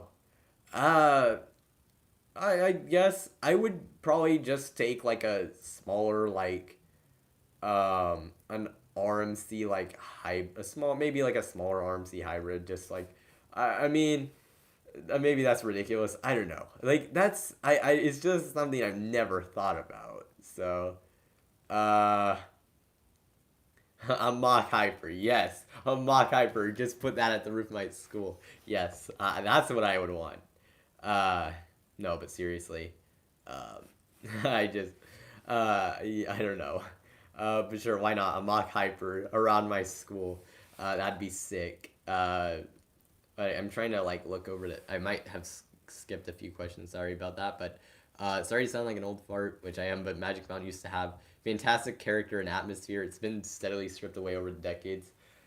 I actually kind of believe that because I've heard I think I've heard people who have been to Magic Mountain in the past that it used to be quite a bit nicer. Um, but now in its state nowadays, yeah, not the best park. Uh, so yeah. Interior 305 still was third for ridership at King's Dominion. Is that even good? Because, like, what year was that? Like, what would even be number two at that park? Like, Twisted Timbers would be one, or something along. What would be two? What actually would be? Like, I don't know. But, yeah. Let's see. Which park do I think should really get a Mach Hyper? Okay, but in actual seriousness, oh man, that's tough. Also, oh Dollywood. You know what? Yeah, Dollywood should get it. Yeah, Dollywood. Uh, uh, yeah, that's what I would want. Or California's Great America would be sick. Also, that would be amazing. The name Riddler Mindbender is awful. It's just really bad. Matthew's Coaster Vids, you gotta go. See ya. See ya, Matthew. Thank you for being on stream once again. Dominator. Let's see. Wait. What's? I'm confused. Oh, Dominator for like the ride. Yeah, I get. Wait, really? That's sad. That's really sad. I mean, it's high capacity, but like I'm just thinking at Magic Mountain, like no one rides Scream. That's just sad. I mean, Dominator is probably a way better ride than Scream, but like, oh my god, oh man, that's sad. I mean, that's actually really sad. That's just super sad. Alrighty, so Q&A. I think we've done that enough. Wow, we are going late. All right, so I guess I'll discuss my like last few topics I want to talk about, and then I'll just kind of end the stream. Oh, is there another question I'll answer real quick? Is there any coaster in the world that has its hidden entrance hidden like Grizzly Kings of Mini? Not that I'm aware of. Similar story with Rigabrew at Cedar Point. Uh, with like, yeah, with like, yeah, it doesn't get that much of a weight. Yeah. That also I do remember that. All right, so last thing, three things I'll discuss. SeaWorld Abu Dhabi. If you haven't really seen this park, there's been some, I guess, concept art that's been shown around in a few places. But you don't, it's kind of a mysterious park. It looks really cool. It's actually right by Ferrari World and Warner Bros. Movie World. But this place is going to be really something weird because it's not going to be like any other SeaWorld park. I can just tell from the looks of it. They're advertising that it will have mega attractions and it will also be a world-class aquarium. And I looked at the building of it. I don't have a link to it, unfortunately, but if you guys have seen the rendering, you would know. Maybe you would kind of understand what I'm talking about. But I think someone else has brought this up also. The building for SeaWorld Abu Dhabi kind of looks like like a building for a more modern aquarium, and specifically it looks kind of like the Georgia Aquarium building, which is probably a place maybe a few of you probably haven't heard of, maybe all of you haven't heard of, I'm not sure. which I've actually been to that place. It's the largest aquarium in the, I guess, Western Hemisphere. It might even be the largest in the world. That's kind of disputed, from at least the tank it has. But this place, it's really cool actually. I've even swam in like the huge tank, snorkeled there. But it's dark because the lighting like died. I use natural light. Um, but anyways, this place. But the reason I guess I bring up that aquarium is that this building looks very similar. This place could be more of an aquarium than an actual amusement park, or theme park, which is interesting. They obviously have like a coaster or two outside of the building, kind of like how Ferrari World has the two coasters outside of their building. But yeah, it's really weird because it literally looks so similar. I actually think that it's gonna be more of an aquarium than an actual park. We'll see what actually happens, but that like just looking at it and hearing different things, it might be more of an aquarium than an actual park, which is really weird considering that most SeaWorld parks are trying to be more ride oriented, while still having the animals. And then you have this park, which is going to probably be more of an aquarium. Of course, they're not going to have orcas and all that stuff. Probably like more uh, of that like giant tank. But yeah, something pretty interesting for sure. Really interesting project. I'm curious to where it'll go like after this. But really, it's kind of weird. Yeah. All right, so another thing, I'm gonna get that Cedar Point 150-year book. Someone mentioned it earlier. Yeah, I'm gonna get that thing. It's this book that's like a coffee table style book. It looks really cool. It has some sketches and things of that sort. But it looks really cool. It's like about $50. It'll go up online soon. Looks really awesome. I'm definitely gonna get it when I can. See you, Jerry B. Weaver. Thank you for coming out on. For watching the stream. And I'll make sure to watch the rest of your video. I'm sorry that I actually couldn't get through all of it. Yeah, they had, like he said soon. He didn't give an actual date, and we're like still waiting. I don't even, like, it didn't seem like they planned a date at all with this. Like, this was announced through Twitter. Um, it's just like, you might have to keep an eye on Twitter for that. Just because. Yeah. Actually, for you guys still left, I see there's not a whole lot of you left, but I'm gonna wrap up the stream pretty soon anyways. Um, would you like to see, like, some sort of book review or something? Like, just kind of, yeah, it's limited edition, also. I should mention that. Limited edition only for this year. Um, do they have a Hershey Park history book? I do not believe they do. They really should make one. Maybe they can after this, like, a few years after the expansion, because the expansion's a pretty important part of it. But should I make a Cedar Point like book review? I don't know. Like, I don't do book reviews. I don't even read that many books. I don't even know if it would be more a review or like an overview or something. I don't know. Would you guys be interested in that? Just like something I randomly thought of. I'd like to see that. Maybe if you review it positively, I buy it. Oh god, the park might kill me if I Tony Clark might kill me if I give it a bad review. um, also off topic, someone asked Tony Clark what his favorite coaster at Magic Mountain was, and he said that X2 was his favorite, so that's also interesting. Yeah, it's getting dark in my room. I'm gonna turn on the light. Hold on. Yeah, it is getting super dark. So, yeah. All right, I'm back. Wow, my leg. I've I've been doing this for too long. Now my face is dark. That's the problem. That's why I use natural light, because it likes. Yeah, it's all right. We'll kind of go with what we have here. Um, yeah, Cedar Point 150 year book. I might review it. Who know? Who knows? It might be something I consider doing. I was actually hoping to have it for a live stream. Maybe I'll do a random stream with it, like just an informal one. I might do informal streams. I don't know, like just ones where I don't have actually any like laid out plan or trivia or anything, just like random ones. I might do that. I don't know that I'll do that, but it might be something I do. Who knows? Um, and the last thing I want to talk about, future videos. So as I'm stopping doing the live stream, some of the videos that you can expect to come out in the future, I'm going to re-rank my, basically my ranking of the coasters at Cedar Point. Some of my opinions have changed, so that's something to look forward to. A review of Cedar Point, that's also going to come out soon because obviously Cedar Point Open, I know there's been some kind of negative things toward it, but it seems like a good time to do it, although obviously the review will be of a different year, and obviously it won't really be the most applicable for this situation, but I've literally had the script for like 9 months. I've edited a little bit, but it's just kind of like I don't want to wait that much longer to put it out there. So Cedar Point review, something that should come out relatively soon. And then at some point, I'll release the first video of my new series, and that is what if Six Flags worked with B&M again. And this series, the name doesn't exactly. The name's just kind of like only really part of the entire thing. It'll involve all the parks in a chain.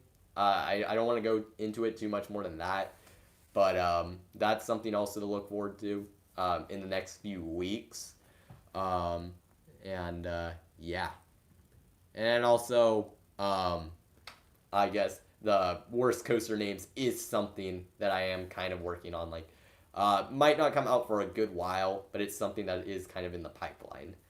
Because there's some coasters with some really bad names. The rule for that video is that all the names have to be in English, and if a ride has a name, but if it has, so like some of the Chinese parks have some really bad coaster names, but I only will actually put them in if they actually have a sign in English. I will not take like RCDB translations because I know there's some where RCDB just kind of translated it and it's like really bad.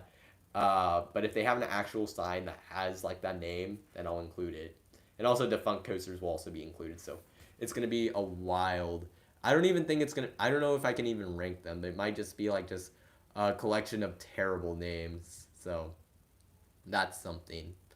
Alrighty, so that's about I think everything I had left. Any last things you want me to discuss? Any last questions? I know we just did a Q&A thing a little bit, but any last things you want me to like talk about? You can say it right now, and also you can like if you just have any questions in general for me, you can email me at my email that I think I have, coasterhour@gmail.com. I think I have that on the YouTube channel somewhere. Or if you have Instagram, you can DM me at coasterhour. If you aren't following me already, I have the link in the description. Yeah.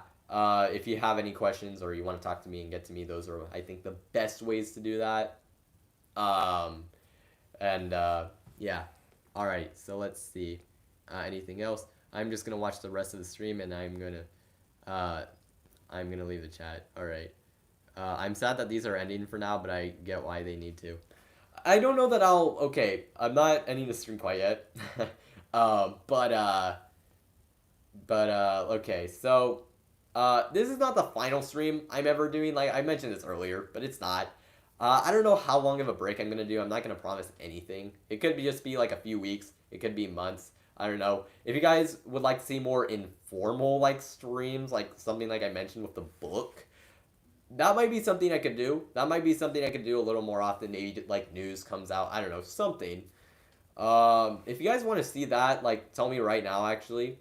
But like these organized ones, like I said, they take a while to do. So like and kind of prepare for.